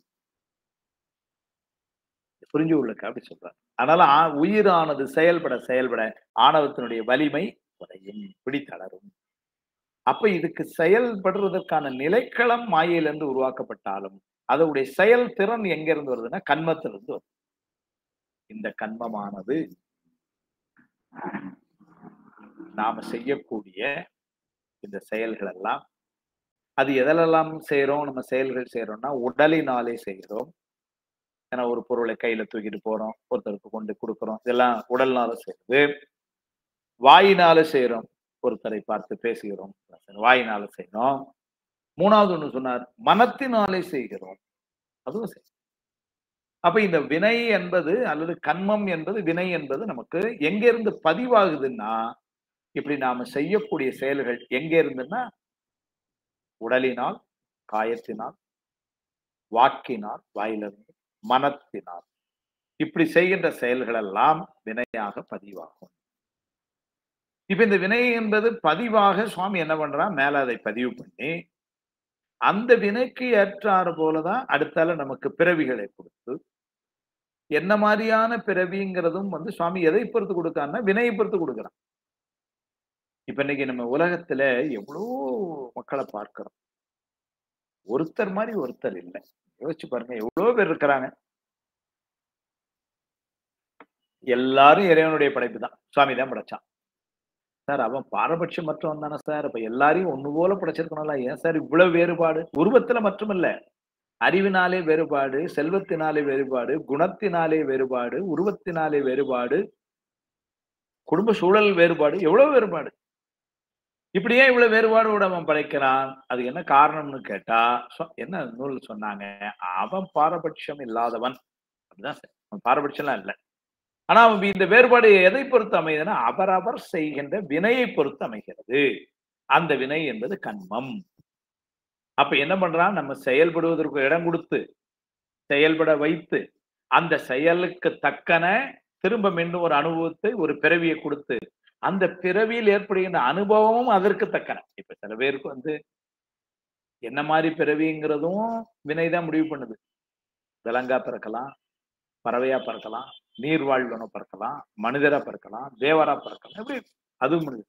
அந்த பிறவி மனிதர்னே வச்சுக்கிடுவோம். மனிதர்னே வந்தா அதுலயும் ஒருத்தர் தொட்டதெல்லாம் துலங்குது, கை வச்சதெல்லாம் வந்து ஒருத்தருக்கு பாவம் ரொம்ப வறுமையில கஷ்டப்படுறாரு. அப்ப அந்த போகங்கள் அதுல மாறுது.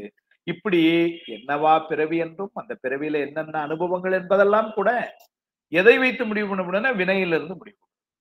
வித்யாராசிரியர் சொல்வார், பேரு இளவு இன்பம் இன்பமோடு பிணி மூப்பு சாக்காடு ஆறும் முன்கருவுள் பட்டதுன்னு. இந்த பிறவியில நம்ம எதெல்லாம் அனுபவிக்கணுங்கிறத அல்ல என்ன கஷ்டப்படணுங்கிறத 6 தலைப்புல சொல்றாரு. பேரு இளவு இன்பமோடு பிணி மூப்பு சாக்காடு இந்த 6ம் முன்கருவுள் பட்டதுன்ட்டார். இந்த முயற்சி இப்ப இந்த உடம்புல வச்சு இல்ல, இது முன்னமே நமக்கு அன்றாட சொல் வழக்கில் சொல்லுவோம். அதெல்லாம் தலையில ஏற்கனவே எழுதியிருக்க மாதிரி அந்த தலையில எழுதுனதெல்லாம் இங்க வினைக்கேற்றார் போல். அந்த வினையை 3ஆ சொன்னாங்க. எல்லாருக்கும் தெரியும். இதுவரைக்கும் நாம செய்த பிறவிகளில் செய்த மொத்த வினைக்கு சஞ்சித வினை என்று பெயர். அதிலிருந்து ஒரு பகுதியை நாம் இப்ப எடுத்து வந்திருக்கிறோம். அதற்கு ஆகாமியம் என்று பிராரத்தம் என்று பெயர். பிராரத்தத்தை அனுபவிக்க வந்த இடத்திலே புதியனவாக செய்கிறோம். அதற்கு ஆகாமியம் என்ற பெயர்.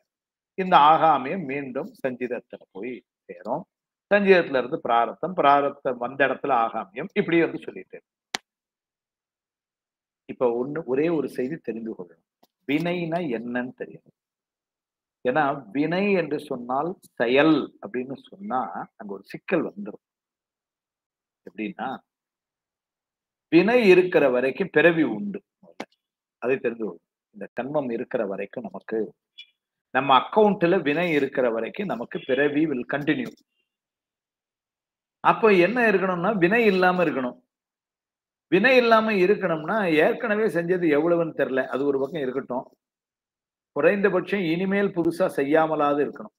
ஒருத்தர் கடன் தொல்லையிலிருந்து வெளியே வரணும்னா பல கடன்கள் பாவம் கஷ்டப்படுறார். வெளியே வரணும்னா முதல்ல என்ன சொன்னேன், இன்னிலிருந்து முதல்ல கடன் வாங்குறத நிறுத்தணும். அதுக்கப்புறம் அந்த கடனை எப்படி அடைக்கிறது ஒன்னா எப்படி செய்யணும் பார்க்கலாம். இன்னும் வாங்கிட்டே இருந்தாருன்னா வெளியே வர முடியாது. அது மாதிரி நம்ம வினையிலிருந்து வெளியே வந்தாதான் பிறவி இல்லைன்னா வினையிலிருந்து வெளியே வர்றதுக்கு என்ன பண்ணும், போல வினை செய்யாம இருக்கணுமே. அப்ப வினை செய்யாம இருக்கணும்னா வினைனா என்னன்னு தெரியணுமே. வினை என்பதனை வெறுமன செயல் அப்படின்னு சொன்னா என்ன சிக்கல் ஆயிடும்னா, அப்ப வினை செய்யாம இருக்கணும்னா செயல் செய்யாம இருக்கணும்னு ஆயிடும். நாளைக்கு நம்முடைய பேராசிரியர் கேட்பார், பின்னூட்டப்படியும் ஏங்க அனுப்பல. இல்ல சார், நாங்க எந்த செயலும் செய்வது, செஞ்சால் வினை வந்துடும், செய்யாம இருக்கணும் அப்படி சொன்னோம்னு வச்சுக்கோங்க, பரீட்சை எழுத முடியாம பின்னூட்டப்படியும் கொடுக்குறாங்க. எல்லாரும் இப்ப 5 மணிக்கு முடிஞ்சிடும், வீட்டுக்கு போய் என்ன பண்ணணும், தாய்மார்கள் என்னமோ குழந்தைகளுக்கு சாப்பாடு பெரியவங்க அவங்க அவங்க ஆளுக்கு ஒரு வேலை இருக்கு, இதெல்லாம் நம்ம செய்யணுமே அப்படின்னா செயல் செய்யாமல் முடியாது. அப்போ இதை எப்படி பொருள் கொள்றது? ஏன்னா செயல் அப்ப அப்படின்னா எல்லாம் வினைன்னா திரும்ப திரும்ப வினை வந்துருமான்னா நூல்கள் அருமையா சொல்லிச்சு. எந்த ஒரு செயல் திருவருளை முன்னிறுத்தி செய்கிறோமோ அது வினையாவதில்லை.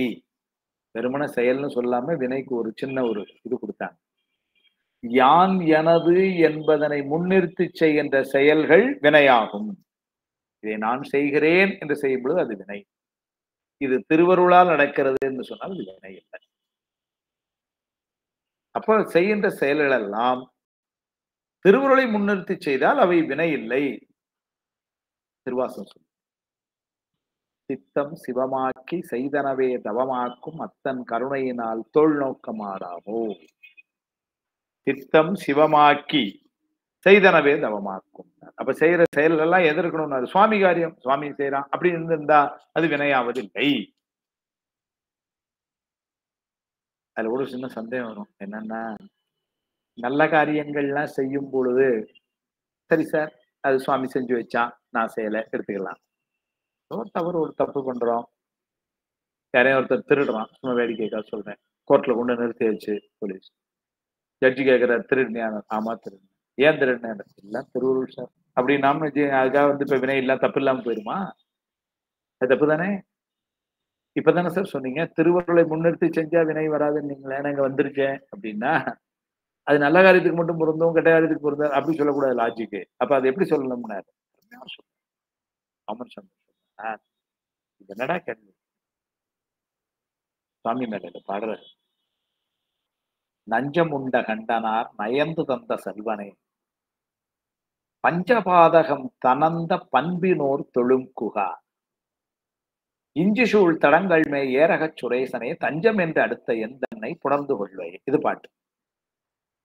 பஞ்சபாதகம் தனந்த பண்பினோர் தொழும் குகாண்டார். முருகப்பெருமானை யார் வழிபாடு செய்ய முடியும்? யார் செய்கிறார்கள்னா பஞ்சபாதகங்களையும் விட்டு நீங்கியவர்கள் தான் வழிபாடு செய்ய முடியுங்கிறார். இந்த பஞ்சபாதகங்கள் என்ன நூல்ல எழுதுறாங்க உரையில. கொலை, களவு, கள், காமம், பொய் எல்லாம் வந்துட்டு. அப்ப இதுல எல்லாம் செய்யாம இதை விட்டு நீங்கினவர்கள் தான் பெருமான வழிபாடே செய்ய முடியும்னு சொன்னா வழிபாடு செய்வதற்கே இவ்வளவு ஒரு நெறினா நான் செய்கின்ற செயல்கள் எல்லாம் முருகப்பெருமானுடைய செயல்கள் சுவாமி செய்யறான்னு மனசளவுல வரணும். இது உதட்டுல சொன்னா காணாது, மனசளவுல வரணும். அப்ப அப்படி வரணும்னா அதுக்கு எவ்வளவு பக்குவம் இருக்கணும். அவ்வளவு பக்குவம் வந்தவர்கள் தவறான செயல் செய்வார்களா? செய்ய மாட்டார்கள். முதலான இந்த கேள்விக்கே இடமில்லை. நல்ல செய்கின்ற நல்ல செயல்களை எல்லாம் சீலர்கள், தவசீலர்கள், ஞானிகள் எப்படி இருப்பாங்கன்னா இறைவனியாய் எல்லாம் சுவாமி செய்கிறான். அப்படி செய்யும் பொழுது புதியனவாக வினை வருவதில்லை. அப்போ நம்ம வினைன்னா கண்மம்னு என்னன்னு தெரிஞ்சுக்கிட்டோம். சஞ்சித கண்மம் சொல்லிட்டோம், மொத்தமா சேர்த்து வச்சது, பல பிறவிகளை சேர்த்தது. அதுல இருந்து ஒரு பகுதியை சுவாமி எடுத்து கொடுக்குறான், நாம எடுத்துட்டு வரல. சுவாமி ஏன்னா கருணையினால எல்லாத்தையும் ஒன்னா கொடுத்தா இந்த குழந்தையால தாங்க முடியாது. அதனால இதை முதல்ல கழிச்சுட்டு வாடா கண்ணா. உன் கணக்குல 1,00,000 வினை இருக்கு, சரி இந்த ஒரு 1000 முதல்ல கொண்டு போ, இதை கழி, அப்ப அடுத்த பிறவில பார்ப்போம். நம்ம 1000 கழிக்க வந்த இடத்துல புதுசா ஒரு 50 செஞ்சிடறோம். அப்ப கழிக்க வந்ததாக எடுத்துட்டு வந்தது பிராரத்தம், அதை கழிச்சிருவோம். வந்த இடத்துல புதுசா கொஞ்சம் செய்யறோம், அதுக்கு ஆகாமியம்னு பேரு, அது சஞ்சீவத்தோட போகும். இந்த வினையெல்லாம் எங்க இருக்கும்னா நம்முடைய புத்தி தத்துவத்துல இருக்கும். அப்ப இந்த கண்மம்ங்கிறத பத்தி இப்படி நம்ம ஒரு அளவுக்கு சொன்னதெல்லாம், ஆணவத்துக்கு ஒரு பாட்டு சொன்னீங்க, அதை வச்சு நாங்க பாத்துக்கிட்டோம். கண்மத்துக்கு ஒரு பாட்டு சொன்னீங்க, அதை வச்சு நாங்க பாத்துக்கிட்டோம். அப்படின்னா அதே மாதிரி மாயைக்கு ஒரு பாட்டு சொன்னீங்களா, அதே மாதிரி கண்மத்துக்கு ஒரு பாட்டு சிவபிரகாசம் அருமையா சொல்லிச்சு. சிவபிரகாசத்துல 28வது பாட்டுல சொல்றாரு. நன்னீடும் உரு அதனுக்கு ஏது ஆகி நானா போகங்களாய் நாசோற்பத்தி பண்ணி வரும் ஆதலால் அனாதியாகி பல ஆகி அணுக்கள் தோறும் படர்வதாகி எண்ணி வரு மன வாச காயத்தால் இயற்றும் இயல்பினதாய் மதிகதமாய் இருபயனாம் பாப புண்ணியமாய் புலர்காலை மாயை மேவி பொருந்தும் இது கண்மமலம் புகழுமாறே. இவ்வளவு நேரம் சொன்னதெல்லாம் இது கண்மமலம் பற்றியது. யார் சொல்றார்? உமாபதி ஆச்சாரியார் சொல்றார். நன்னீடும் உரு அதனுக்கு ஏது ஆகி, இப்ப நாம இப்ப 50 பேர் வகுப்புல இருக்கணும், 50 பேருக்கு 50 உடல் கொடுக்கப்பட்டிருக்குது. ஒவ்வொருத்தருக்கும் ஒரு மாதிரி உடம்பு இருக்கு. இந்த உடம்புக்கு ஆதாரமாய் ஏது, அதுக்கு காரணமாய் இருப்பது இந்த வினை. என்னுடைய வினைக்கு ஏற்ற மாதிரி எனக்கு இந்த உடம்பு கொடுத்துருக்காங்க, இன்னொருத்தருடைய வினைக்கு ஏற்ற மாதிரி அவருக்கு அந்த உடம்பு கொடுத்துருக்காங்க. அப்ப நன்னீடும் உரு, நம்ம தாங்கி இருக்கிற இந்த உருவத்துக்கு எது காரணம்? ஏது காரணம்? எதுன்னா கண்மம். நானா போகங்களாய் இப்படி வந்தது மட்டுமல்ல, இந்த பிறவியில நம்ம சில அனுபவங்களை அனுபவித்துக் கொண்டிருக்கிறோம். ஒவ்வொருத்தருக்கும் ஒரு மாதிரி அனுபவம் இருக்கு. சிலருக்கு ரொம்ப செல்வந்தரா, சிலரு ஏழையா, சிலர் செல்வந்தராய் இருந்து மன கஷ்டத்திற்காக, சிலர் ஏழையாயிருந்து மனமகிழ்ச்சியா, இப்படி போகங்கள் மாறி மாறி. அப்ப நானா போகங்களாய் இப்படி ஒரு மாதிரி இருக்கு. இதெல்லாம் ஒவ்வொருத்தருக்கும் ஒரு மாதிரி அமைஞ்சிருக்கு. அதெல்லாம் எதை பொறுத்தன? கண்மத்தை. நாசோற்பத்தி ஆகி, நாசோற்பத்தினா நாச உற்பத்தி ரெண்டும். அப்ப ஒரு வினை செஞ்சு முடிக்கிறோம், அதுல நாசம் ஆகுது, அதுல இன்னொரு வினை வருது, உற்பத்தி ஆகுது. இப்படி நாச உற்பத்தியாய் அழிந்தும் தோன்றியும் அழிந்தும் தோன்றியும் மாறி மாறி வந்து கொண்டு இருக்கு. அதுல 2 வீலர்ல பைக்ல போறாரு ஒரு பெரியவர். அங்க இன்னொருத்தர், அவரு சிக்னலையும் பார்க்கல, இண்டிகேட்டரும் போடல, எதையும் பார்க்கல, இன்னொரு பைக்ல நேரம் உள்ள வந்து இடிச்சிட்டார். இடிச்சு நம்மால் கீழே விழுந்து கால முட்டுல எல்லாம் ரத்தம், ஒரே வலி. இப்ப இந்த வலியினால என்ன ஆயிடுச்சு, கீழே விழுந்து அனுபவப்பட வேண்டும் என்ற ஒரு கண்மம், அது நாசம். இப்ப இவர் என்ன பண்றார், சரி நம்முடைய வினை கழிஞ்சது, பரவாயில்ல ஏதோ அப்படின்னு நினைக்கல. அந்த வந்து விழுந்தான் பாத்தீங்களா, அவனை திட்டுன்னு திட்டுறாரு நடு ரோட்ல. அப்ப அவனை திட்டுறதெல்லாம் இப்ப என்ன ஆகுது, புதுசா வினை உற்பத்தி ஆகுது. ஏன்னா அவன் வந்து விழுதான்னா நம்ம கீழே விழணும்னு தலையில எழுதியிருக்கு, அதனால வந்து விழுந்தான். இப்ப அவன் செய்யறது ஒருவேளை தப்பா இருந்தா கூட அதை தண்டிக்கிறது யாருடைய வேலை, சுவாமியுடைய வேலை இல்ல. நம்ம ஏன் அவர் வேலையை எடுத்துக்கணும்? பொதுவா நம்மளே யோசிச்சு பாருங்க, ரொம்ப அடிப்படையா யோசிக்கணும். என் வேலையை யாரையும் ஒருத்தர் எடுத்து செஞ்சாங்கன்னா எனக்கு என்ன சார், நான் பாத்துக்கிறேன், நீங்க உங்க வேலையை பாருங்க அப்படிதான் சொல்லிடுவோம். நம்ம வேலையை யாரையும் ஒருத்தர் குறுக்கிட்டு அவங்க செய்யறேன்னு செஞ்சாங்கன்னு வச்சுக்கோங்க, உங்களுக்கு எதுக்கு சார் இந்த வேலையெல்லாம், எனக்கு தெரியாத என் வேலையை பாக்குறதுக்கு அப்படின்னு நம்ம சொல்லுவோமே. நம்மளே இப்படி சொன்னா இப்ப சுவாமி நினைக்க மாட்டான் அப்படி, அவன் வேலையை போய் செய்யலாமா? அப்படி பைக்கில் உள்ள வந்து விழுந்து அதனால் நான் கீழே விழுவதற்கு காரணமாய் இருந்தவனை தண்டிப்பதோ அல்ல என்ன செய்யணுமோ அது அவன் வேலை. நாம ஏன் அவனை போய் திட்டணும்? இப்ப திட்டும்போது என்னாச்சுன்னாரு, புதிய வினை கீழே விழுந்து கால் வலிக்க பழைய வினை நாசமாய் இப்பொழுது நாம அவனை திட்ட புதிய வினை உற்பத்தியாய், அதான் சொல்றாரு நாசோற்பத்தி வினை பண்ணி வரும் ஆதலால், இப்படி நாசமும் உற்பத்தியுமாய் வரும் ஆதலால் அனாதியாகி, முதலே சொன்னேன், ஆணவமும் அனாதி பொருள், மாயமும் அனாதி பொருள், கண்மமும் அனாதி பொருள், அனாதியாகி பலாகி, என நல்வினை தீவினைன்னு பல வினைகளை நம்ம அனுபவித்திருக்கோம். அதனால பலவாக இருப்பதாகி அணுக்கள் தோறும் படர்வதாகி, அடுக்கள்னா ஆணவ மலத்தோடு பொருந்தி ஆன்மாக்கள், இந்த ஆன்மாக்கள் தோறும் படர்வது அப்படின்னா இந்த ஆன்மாக்கள் கூடவே வந்து அது ஒவ்வொரு செயலும் ஒவ்வொரு பிறவி, அதனால ஆன்மாக்கள் தோறும் படர்வதாகி எப்படி வருதுன்னாரு, எண்ணி வரு மன வாச காய, மன வாச காய அப்படின்னா மனத்தாலும் வாக்கினாலும் காயத்தினாலும் இயற்றும் இயல்பினதாய். அப்படிதான் நம்ம புதுசு புதுசா வினையை செய்யணும். மனசாலும் நினைச்சாலும் வினைதான். ரொம்ப நல்லதா நினைச்சோம்னா நல்வினை, தீயதா நினைச்சா தீவினை, அவ்வளவுதான். ஆனா அதுவும் வினைதான். அதனால மன வாச காயத்தால் இயற்றும் இயல்பினதாகி மதிகதமாய், மதிகதம் கதம்னா இடம், மதிகதம் எங்க இருக்கும்னாரு, புத்தி தத்துவத்துல அது இருக்கும். மதிகதமாய் அனுபவம் தர்ற வரை, அனுபவம் தந்த உடனே கழிஞ்சது. இருவயனாம் பாப புண்ணியமாய், நல்லது கெட்டது செய்யறதுக்கு தக்கன அது எப்படி ஆகுது, தீயதா இருந்தா பாவம்னு பேர்ல பதிவாகுது, நல்ல செஞ்சா புண்ணியம்னு பதிவாகுது. அதனால இருவயனாம் பாவ புண்ணியமாய் புலர்காலை மாயை மேவி, புலர்காலைங்கிறது சங்கார காலம். சுவாமி எல்லாத்தையும் ஒடுக்குறான் ஒரு காலத்துல, மகா சங்காரம் ஊழிக்காலம் என்றதான் சொல்றோம். அப்ப இந்த கண்மம் என்ன சார் ஆகும் அப்படின்னு கேட்டா, இந்த கண்மம் மாயைக்குள்ள ஒடுங்கும், மாயை சக்திக்குள்ள ஒடுங்கும், சக்தி சிவத்துக்குள்ள ஒடுங்கும். சுவாமி தெரிவிப்பார். அப்ப இந்த கண்மம் எங்க இருக்குன்னாரு, புலர்காலை ஒளிக்காலத்துல மாயை மேவி பொருந்தும், மாயைக்குள்ள பொருந்தும், இது கண்மமலம் புகழுமாறே. இவ்வாறு கண்மமலத்தை சொல்லி தெரிஞ்சுக்கிட்டார். நன்னீடு முரு அதனுக்கு ஏதாகி நானா போகங்களாய் நாசோற்பத்தி பண்ணி வரும் ஆதலால் அனாதியாகி பலாகி அணுக்கள் தோறும் படர்வதாகி எண்ணி வரும் மனவாச காயத்தால் ஏற்றும் இயல்பினதாய் மதிகதமாய் இருபயனாம் பாவ உண்ணியமாய் புலர்காலை மாயை மேவி பொருந்தும், இது கண்மமலம் புகழுமாறே. அப்போ கண்மத்தை பற்றி ஒரு அறிமுகம் கொடுத்தோம். இப்ப நம்ம அடிப்படையில இப்ப எதெல்லாம் பேசிட்டோம்னா, எதெல்லாம் அடிப்படை மூலம் பேசி இருக்கோம் அதை சொல்லிட்டு நம்ம சாதனங்களுக்குள்ள போறோம். இதெல்லாம் சொல்லி இருக்கிறோம்.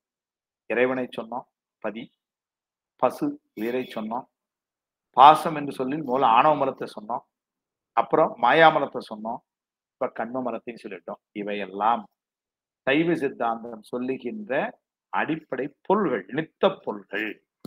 இந்த பொருள்களை வச்சுதான் சுத்தி சுத்தி சைவ சித்தாந்தம் தன்னுடைய கொள்கையை நமக்கு காட்டுகிறது. நம்முடைய வாழ்வியல் அமைப்பெல்லாம் இதை வச்சுதான் வரும். அப்ப இந்த ஐந்தையும் நாம வந்து நித்த பொருள் என்று சொல்லுகின்ற இந்த 5 பொருள்களினுடைய ஒரு அடிப்படை இவ்வளவு நேரம் சொல்லிட்டோம். ஏன்னா நம்முடைய பாடத்திட்டமே வந்து பாத்தீங்கன்னா சைவ சித்தாந்த அடிப்படை, சைவ சமய அடிப்படைகள் மற்றும் வழிபாட்டு முறைகள். அப்ப சைவ சமய அடிப்படைகள்ங்கிற முறையில இந்த 5 பொருளை பற்றிய ஒரு பேஸ் அல்லது அதை சொல்லிட்டோம். இப்போ அடுத்த பகுதியை இன்னைக்கு துவங்குறோம். அடுத்த வகுப்புல இந்த வினை எல்லாம் இருக்கும் வரைக்கும் பிறவி உண்டு. சரி, இப்ப 2 விஷயம் இருக்கு. ஒண்ணு, புதியனவாக வினை செய்யக்கூடாது. சரி, அதுக்கு நான் இப்ப என்ன செய்யணும்? அதுக்கு முதல்ல என்னன்னு பார்க்கணும். 2வது, ஏற்கனவே செய்திருக்கிற வினையிலிருந்து வெளியே வரணும். அதுக்கும் ஏதோ ஒரு வழி. 2 இருக்கு. ஃபர்ஸ்ட் எனக்கு நோய் தடுப்பு மருந்து ஒண்ணு, அதுவும் வேணும். ஏற்கனவே இருக்கிற நோய் அது இருக்கிறதுக்கு சுகர் ஃபர்தரா ஏறாம இருக்கிறதுக்கு ஒரு டேப்லெட் அல்லது ஒண்ணு. அப்புறம் ஏற்கனவே கொஞ்சம் சுகர் இருக்கு ரொம்ப, அது கொஞ்சம் குறையணுமே, நார்மலுக்கு வரணுமே, அது என்ன செய்ய, அதுக்கு ஒரு மருந்து. இப்படி சைவ சமயம் வழி காட்டுது. சிவத்தை முன்னிறுத்தி செய்ய வேண்டும் அப்படின்னு நம்ம சொல்லிட்டோம், மேலுக்கொண்டு வினை வராதுன்னு. அது அவ்வளவு எளிமையான அப்படிலாம் இல்ல, சொல்றதுக்கு எளிமை. ஏன்னா நம்ம இவ்வளவு காலம் ஆணவ மலத்தோடையே பழகினதுனால நமக்கு ஏற்படக்கூடிய எந்த ஒரு அனுபவத்தையுமே நம்ம எப்படி பார்ப்போம்னா, யான் எனதுங்கிறத முன்னாடி வந்துரும். இன்னும் ரொம்ப வெளிப்படையா சொன்னா, புகழுக்குரிய ஒரு செயல் அமையுமானால் அது அடியேன் செய்தது என்று முன்னாடி வருவோம். அந்த செயல்னால் ஒரு பழி வருமானால் அது நான் இல்லைங்க, இவர் பண்ணது, அவர் பண்ணது. இது சாதாரணமான நிலையில. கால்ல ஒரு முள்ளு குத்திருச்சு. சொல்லும் பொழுது எப்படி சொல்றேன் பாருங்க, முள்ளு குத்திருச்சுன்னு தான் சொல்றேன். முள் என்ன ஓடி தேடி நான் எங்க இருக்கேன்னு சேர்ந்தா என் கால்ல குத்துச்சு இல்ல. நான் முல்லை மிதித்து விட்டேன், இதானே சொல்லணும். ஆனா நான் சொல்லும் பொழுதே நான் எப்படி சொல்றேன் பாருங்க, நான் முல்லை மிதித்து விட்டேன்னு சொல்லல, முள்ளு என்ன குத்திருச்சுங்கிற. அப்போ அது வலி தெரிகிறது ஒரு துன்பம்னு வந்தா உடனே என்ன பண்ண, ஏதோ முள்ளு செஞ்ச தப்பு மாதிரி சொல்றோம். ஆனா நம்ம செஞ்சது எது போட்டு போயிருக்கணும், இலக்கில கவனமா போயிருக்கணும். அது பார்க்கல, அதை மிதிச்சுட்டேன். நான் பார்க்காம நான் முள்ள மிதிச்சுட்டேன் நேத்து. இப்படி யாரு, ரொம்ப குறைவுதான் அப்படி சொல்றது. பொதுவா எல்லாரும் எப்படி சொல்றாங்கன்னா, முள்ளு குத்திட்டுங்க கால்ல. இதுதான், இதெல்லாம் ஏன்னா ஆணவ மலத்தினுடைய சேட்டை இப்படி எல்லாத்துலயும். இப்ப ஒரு வகுப்பு நடக்கு அப்படின்னா நம்மளா நடத்துறோம் இல்ல. திருவருள் முதல்ல கூட யாரோ கேட்டாங்க, 90 பேர் இருக்கிறாங்க, 40 பேர் கூட வரமாட்டாங்கிறாங்க. திருவருள் எவ்வளவு பேர் வரணும்னுங்கிறது, சில பேர் இன்னைக்கு வரணும்னு நினைச்சிருந்திருக்கலாம், ஆன்லைன்ல ஏதோ ஒரு காரணம் வர முடியாம போயிருக்கலாம், பாவம். திருவருள் துணை நிக்கலங்கிற பாவம். வினையினால ஒரு தடை, ஏதோ பாவம், அவங்க வீட்டுல கரண்ட் இருந்திருக்காது, நெட் எடுக்கல, வெளியூர்ல மாட்டிக்கிட்டாங்க, ஏதோ பிரச்சனை, அதனால சொந்தக்காரங்க கல்யாணத்துல உட்கார்ந்துருக்காங்க, ஏதோ ஒண்ணு. அப்ப என்ன ஆகுது அப்படின்னா, இன்னைக்கு ஒரு வகுப்பு நடக்குன்னா அது திருவருள்.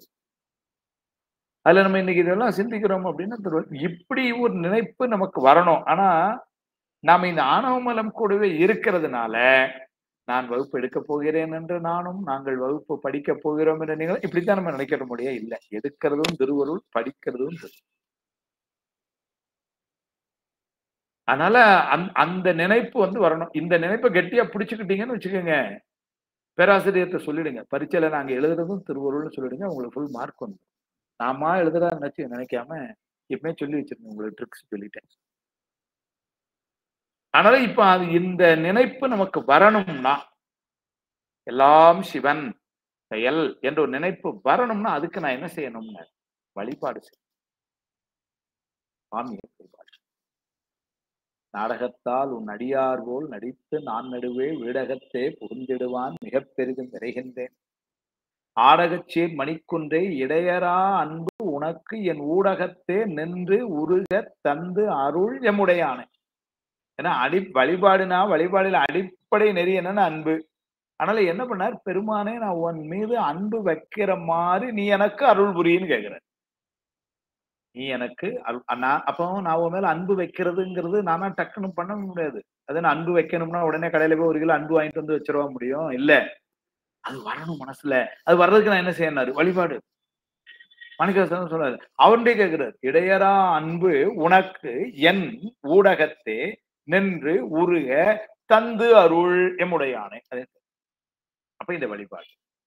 அப்ப இந்த வழிபாடுன்னு வரும் பொழுது, சுவாமியை முன்னிறுத்தும் பொழுது நமக்குன்னு சில சின்னங்கள், நம்ம பள்ளி கல்லூரிக்கு வரோம்னு வச்சுக்கீங்களேன், அதுக்கு ஒரு ட்ரெஸ் கோட் நமக்கு சொல்லப்பட்டிருக்கு. கோயிலுக்கு போறோம் அப்படின்னா அதுக்கு ஒரு ட்ரெஸ் கோட் சொல்லப்பட்டு, கல்யாண வீட்டுக்கு போறோம்னு வச்சுக்கோங்க, அதுக்கு ஒரு ட்ரெஸ் கோட். இப்படி அது மாதிரி சமயம்னு உள்ள வருது, அங்க ஒரு கோட் ஆஃப் கான்டாக்ட் இருக்கும் இல்லையா. அந்த கோடு என்னெல்லாம் சொல்றாரு நமக்கு, 3 சொன்னார். அதான் முதல்ல நீங்க அறிமுகம் செய்யறேன், அடுத்த வகுப்புல விரிவா சொல்றேன். திருநீரு, ருத்ராக்கம் 5 எழுத்து. அதனால இப்ப நமக்கு அடையாளம் அல்ல நாம் அணிய வேண்டியது அப்படின்னா என்னன்னாரு திருநீரு.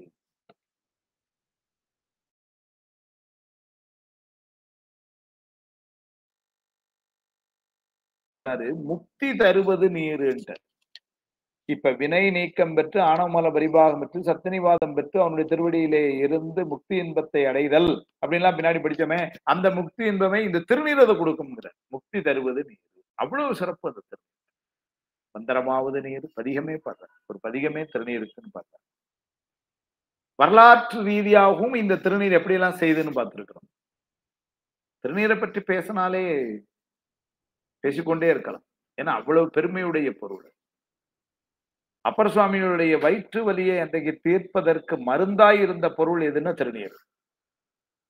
திருக்கைலை குன்றுடையார் திருநீற்றினை அஞ்செழுத்தோதி கொடுத்தார். அதான சொல்றாரு அங்க மருந்து.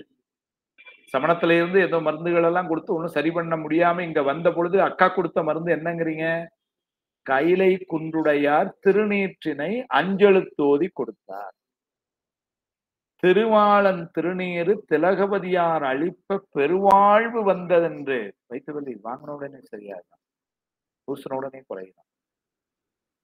அவ்வளவு கஷ்டத்தை இருந்தவர் இப்ப பெருவாழ்வு வந்ததுங்கிறாரு. இப்போ அக்கா கொடுத்த திருநீரை வாங்கணும். இது ஒரு இடமா? மதுரையில பாண்டிய மன்னனுக்கு ஏற்பட்ட அந்த வெப்ப நோய் அங்கேயும் தீங்குனது எப்படின்னாரு, ஞானசம்பந்தர் கொடுத்த திருநீரும் திருநீற்று பதிகமும். மந்திரமாவது நேரு, வானவர் மேலது நேரு, சுந்தரமாவது நேரு, துதிக்கப்படுவது நேரு, தந்திரமாவது நேரு, சமயத்தில் உள்ளது நேரு, செந்துவர் வாயுமை வங்கன் அளவாயான் திருநீரே. அதனால திருநீரு என்பது ரொம்ப முக்கியம். அப்பர் சுவாமிகள் சாதனத்தை பற்றி ரொம்ப சொல்றார். எவரேனும் தாமாகி இலாடத்திட்ட திருநீரும் சாதனமும் கண்டால் ஊற்றி வராதே அவரவரை கண்டு வந்து அங்கு அடிமைத்திரம் அங்கு வந்து நோக்கி இவர் தேவர் அவர் தேவர் என்று இரண்டாட்டாது ஒளிந்து ஈசன் திறமையை பேணி கவராதே தொழுமடியார் நெஞ்சினுள்ளே கன்றாப்பூர் நடுதறியை காணலாமே என. திருக்கன்றாப்பூர் தேவாரம் நடுதறிங்கிறது அங்க சுவாமிக்கு பேரே நடுதறியப்பர்னு பேரு. அதனுடைய புராண வரலாறே ரொம்ப சிறப்பு. சைவ சமயம் இல்லாத ஒருத்தருக்கு ஒரு பெண்ணை கட்டி கொடுத்துட்டாங்க. அந்த பொண்ணு ரொம்ப சைவம், புகுந்த வீடு வேற்று சமயம். அதனால அவங்க இந்த சிவ வழிபாடெல்லாம் ஏற்றுக்கொள்ளல. நம்ம தெரியாம அவங்க தன்னுடைய கணவனாருக்கு மாமியாருக்கு அந்த காலம் கணவனார் மாமியாருக்கெல்லாம் பயந்து இருந்த காலம். அதனால இப்ப நீங்க கணவருக்கு மாமியாருக்கு பயந்துன்னு சொன்னா என்ன சார் பேசுறீங்கன்றோம். அது அந்த காலத்துல. அதனால என்ன ஆயிடுச்சு, அதெல்லாம் பயந்து அது தனியா அந்த அம்மா வச்சு பூஜை பண்ணிட்டு இருந்து அதையும் அவருடைய கணவனார் இப்போ தெரிஞ்சு அந்த சிவலிங்கத்தை தூக்கி போட்டு உடைச்சிட்டார். வீட்டுக்குள்ள சிவலிங்கத்தை வைக்கிறதுக்கு கூட இப்ப அவங்க உரிமை இல்லை. அதனால அந்த அம்மா ரொம்ப என்ன பண்ணாங்க, மாட்டு தொழுல மாடை கெட்டிக்கிறதுக்கு உள்ள போட்டுருக்கு அந்த தறின்னு பேர், கம்பு மாதிரி மாடு. அத சிவலிங்கம்மா மனசுல நினைச்சு பார்த்து, ஏன்னா அது தரைக்கு மேல ஒரு உயரத்துல அப்படி நிக்குது அப்படின்னு ஏதோ லிங்கம் நிக்கிற மாதிரி அதை நினைச்சு அப்படி அதை வழிபாடு செஞ்சிருக்கு மனசுக்குள்ள. இது ஒரு நாள் எப்படியோ இவர் என்னமோ அந்த அம்மா அபிஷேகம் பண்ணிருக்கு. அது தெரிஞ்சு அந்த கணவனுக்கு தெரிஞ்சு போச்சு, இதே சிவபெருமானா வழிபடுதான்ட்டு அந்த ஆள் என்ன பண்ணிட்டாரு, கோடாரி எடுத்து அந்த இதையும் வெட்டி தூக்கி, அது எனக்கு மரம் தானே, வெட்டி தூக்கி போட்டுறணும் வெட்டுறாரு. அதுல இருந்து ரத்தம் வருது. உள்ள பார்த்தா லிங்கம். சுவாமி காட்சி கொடுத்தான். இந்த அம்மாவனுடைய பக்தியை மிச்சு சுவாமி காட்சி கொடுத்தான். இது திருக்கன்றாப்பூர் தல வரலாறு. அந்த திருக்கன்றாப்பூர்ல அப்பர் சுவாமிகள் பார்க்கிறார். எவரேனும் யாருனாலும் சரி, பெரிய சைவத்துல பாங்குடையவர்களாய் இருந்து பலகாலம் பூசை செய்து குருநாதர் திருவடிக்கள் இருந்து மகிழ்ந்து அப்படிலாம் சொல்ல. எவரேனும் எந்த இது வரைக்கும் நமக்கு சைவம்னா என்னன்னு தெரியாது சார், சமயம்னா என்னன்னு தெரியாது. I was in America, so I don't know all these things. வா ஒன்றும் தப்பு இல்லை. ஆனா இப்பதான் வந்தேன், வயசும் 62 ஆச்சு. சரி, இப்பதான் ஏதோ திருநீரும் கொடுத்தாங்க, பூசிக்கிட்டேன். வெரி குட், சரியான சொல்றாரு. எவரேனும் தாமாகி லாடத்திட்ட, லாடம்னு நெற்றி, லாடத்திட்ட திருநீரும் சாதனமும் கண்டால் உள். அந்த சாதனத்தை திருநீருங்கிறது அதுதான் சாதனம். முதல் பின்னாடி திருநீரும் சாதனமும் போட்டார். அதனால கண்டிகை 5 எழுத்து சொல்ல அதெல்லாம் சாதனம். ஆனா சாதனங்களில் தலையாயது முதல்ல திருநீர். ஆனால் திருநீரும் சாதனமும் கண்டால் ஓராதே அவரவரை கண்டு அடிமைத்திறம் வந்து நோக்கி இவர் தேவர் அவர் தேவர் என்று இரண்டாட்டாது ஒளிந்து ஈசன் திறமை படி அருமையா சொன்னார்.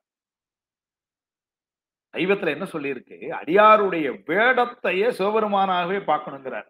நாடி சிவஞானம் 12ஆம் சூத்திரத்தை சொல்றார், மாலர நேயமும் மலிந்தவர் வேடமும் ஆலயம் தானும் அரணனத் தொழுமே. அதனால திருநீறு பூசுற அடியாரை பார்த்த உடனே எப்படி இருக்கணுமா, இவர் தேவரா அவரு தேவரான்னு ஒரு சந்தேகம் வரக்கூடாதான். இவர் தேவர்னு யாரு, அடியார் வேஷம் போட்ட, அதாவது திருநீர் பூசின ஒருத்தர் அவர் அடியவர், இன்னொரு தேவருங்கிறது சுவாமி. இவங்க ரெண்டுத்துக்குள்ள வித்தியாசம் இல்லைன்ட்டார். இவரா அவரான்னு சந்தேகமே வரக்கூடாதான். இவர் தேவர் அவர் தேவர் என்று இரண்டு ஆட்டாது ஒளிந்து ஈசன் திறமையே பேணி. இதுவும் ஈசன் அதுவும் ஈசன்.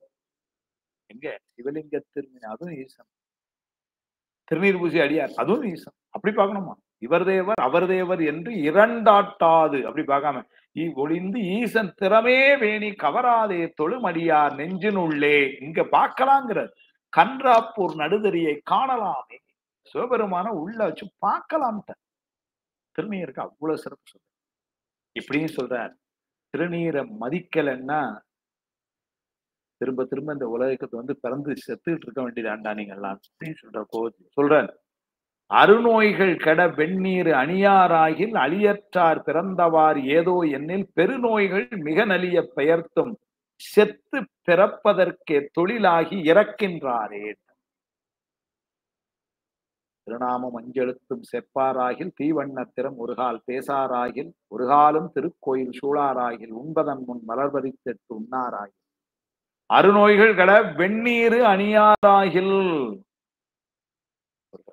அதனால வெந்நீர் அணியலன பெருநோய்கள் மிக நலிய பெயர்த்தும் செத்து, அதுக்கப்புறம் என்ன, திரும்ப பிறக்க வேண்டியதான், பிறந்ததுக்கு அப்புறம் செத்து, செத்து பிறப்பதற்கே தொழிலாகி. அப்படின்னா முக்தி இன்பத்துக்கு வழியே காணும். சாருதும் பறக்கும் சாருதும் பறக்கமா இருந்தா செத்து பிறப்பதற்கே தொழிலாகி இறக்கின்றாரே. யாரு, திருநீர் அணியாதவர்களை சொல்றார். அப்ப இந்த திருநீருங்கிற சாதனம் எவ்வளவு உயர்ந்தது. ஒரே ஒரு செய்தி சொல்லி இன்னைக்கு நிறைவு செய்யறேன்.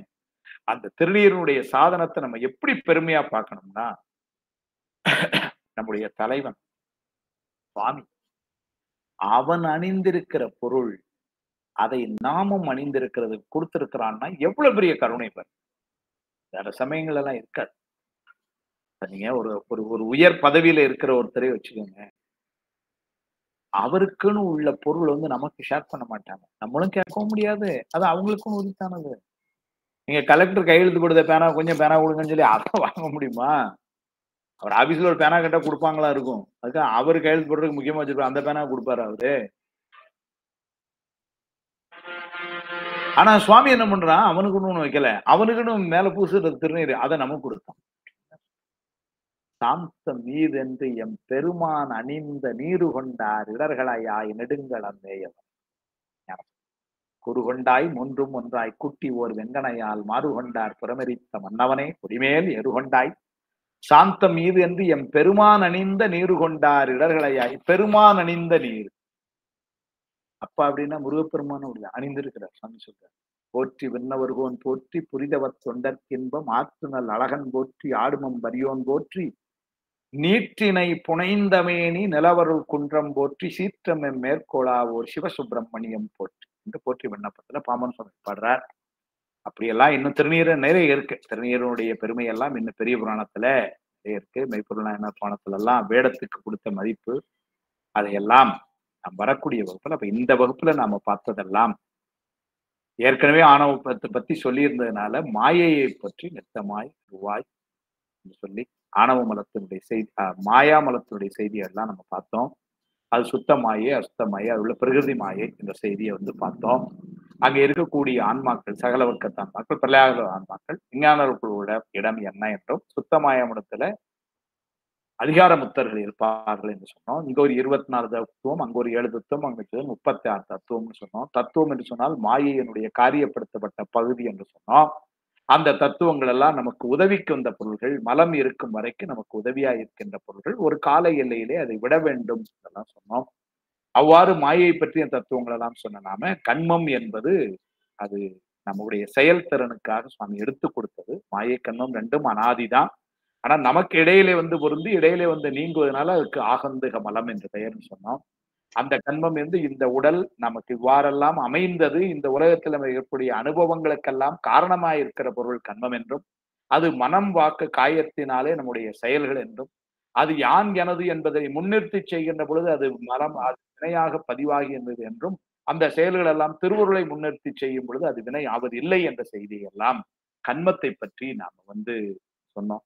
சொல்லி அந்த 5 பொருள் அடிப்படை பொருளுக்கு அப்புறம் சாதனம் என்கின்ற வகையிலே திருநீரும் ருத்ராக்கமும் 5 எழுத்தும் சொல்லணும். அதுல இப்ப நாம திருநீரை மற்றும் ஆரம்பிச்சு ஒரு முன்னோரை சொல்லி இருக்கிறோம். அடுத்த வகுப்பிலே தொடர்ந்து திருநீற்றினுடைய முக்கியத்துவமும் 5 எழுத்தினுடைய பெருமையும் ருத்ராக்கத்தினுடைய மகிமையும் அதன் பின்னர் தொடர்ந்து சைவ சமய ஆச்சாரியார்களை பற்றிய செய்திகளை எல்லாம் சொல்ல இருக்கிறோம் என்று சொல்லி துணையாயிருந்த திருவருளுக்கும் குருவருளுக்கும் காஞ்சி பெரியவருடைய திருவடிகளையும் போற்றி வணங்கி நம்முடைய கல்லூரி முதல்வரையும் தமிழ்துறை தலைவர் நம்முடைய ஒருங்கிணைத்து தருகின்ற பேராசிரியர் தேவசிகாமணி அவர்கள் மற்றும் கலந்து சிறப்பிக்கின்ற எல்லோருக்கும் என்னுடைய அன்பையும் நன்றியும் சொல்லி இந்த வகுப்பை இந்த அளவிலே நிறைவு செய்வோம். அடுத்த வகுப்பிலே தொடர்ந்து சந்திப்போம். வணக்கம்.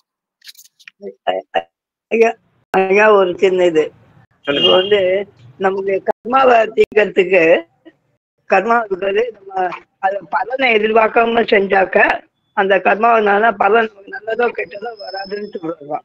அது மாதிரி சைவ சித்தாந்தத்துல என்ன கருத்து சொல்லுங்க. சைவ சித்தாந்தம் அப்படிலாம் சொல்லலாமா? பலனை எதிர்பார்க்காம முதல்ல செய்யவே முடியாது. செஞ்சா அதுல உங்களுக்கு ஒரு பெரிய இதே கிடையாது. இப்ப நம்ம அடுத்தால பரீட்சை அதுல சர்டிபிகேட் வாங்கணும்னு ஒரு பலனை எதிர்பார்த்து படிச்சா தான் நல்லா படிப்போம். அதனால சைவ சித்தாந்தம் ரொம்ப தெளிவா சொல்லுது. மாணாக்கர்னா நம்மள மாதிரி உங்களை மாதிரி என்ன மாதிரி எல்லாரும், அதாவது முக்தி பெற வேண்டும் என்று நினைக்கிற ஆன்மாக்கள்லாம் செய்யக்கூடிய அந்த வழிபாடு என்பது உறுதிபட செய்யணும்னா அதுக்கு என்ன பலன்னு தெரிஞ்சு செய்யறதுனாலதான். அதனால இங்க கர்மா வராம இருக்கணும்னா சிவ சிந்தனையோடு திருவுருளை முன்னிறுத்தி செய்யணும் அப்படின்தான் சொல்லணும்.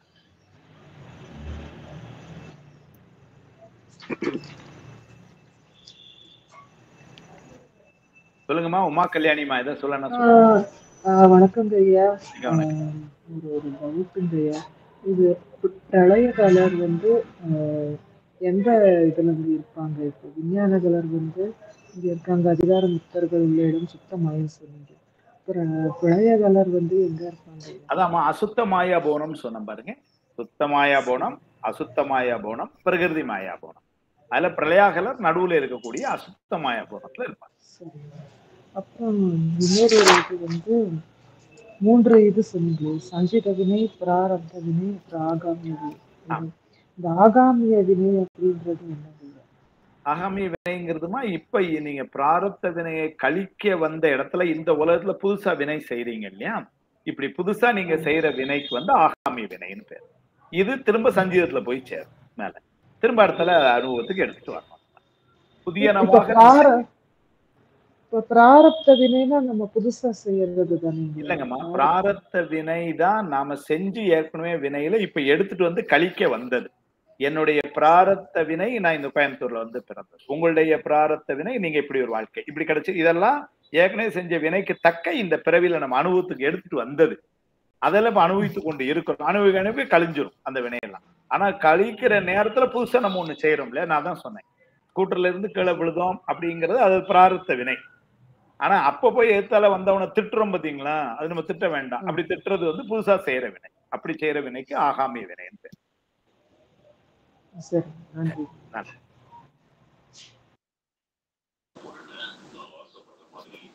ரொம்ப நன்றிங்க ஐயா. திருவுருளை பத்தி ரொம்ப அருமையா சொன்னீங்க. வினையை பத்தி சொன்னீங்க. இது சொல்றதுக்கும் திருவுருள்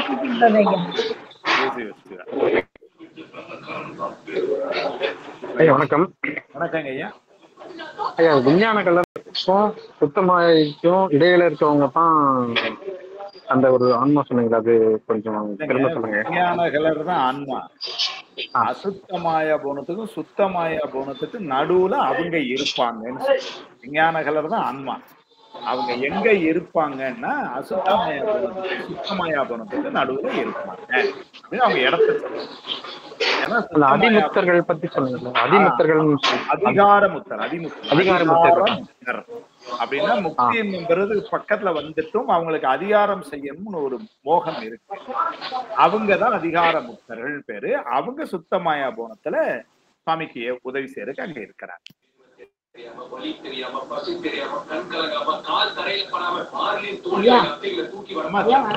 சொல்லுங்கம்மா.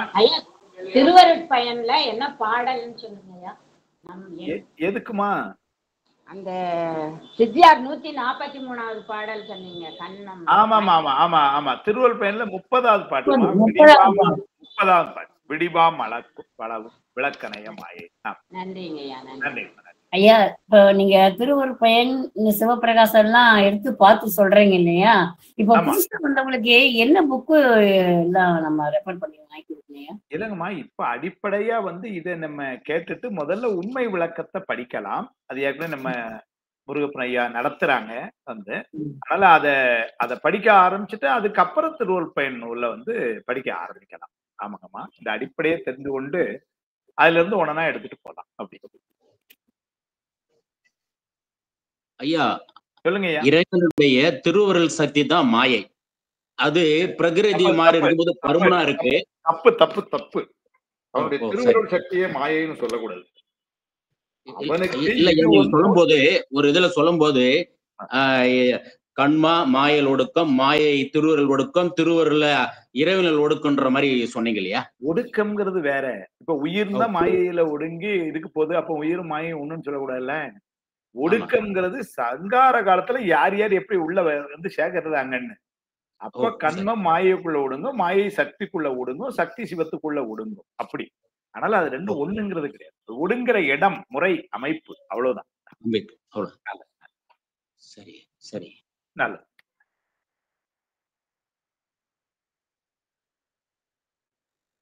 சரிங்க ஐயா. வேற எதுவும் கேள்விகள் இருந்தா கூட நீங்க குரூப்ல இதுல போட்டு விடலாம். இல்ல என்னுடைய நம்பர் ஐயா நம்ம பேராசிரியர் இருக்கிறதால அனுப்பலாம். சொல்லிட்டு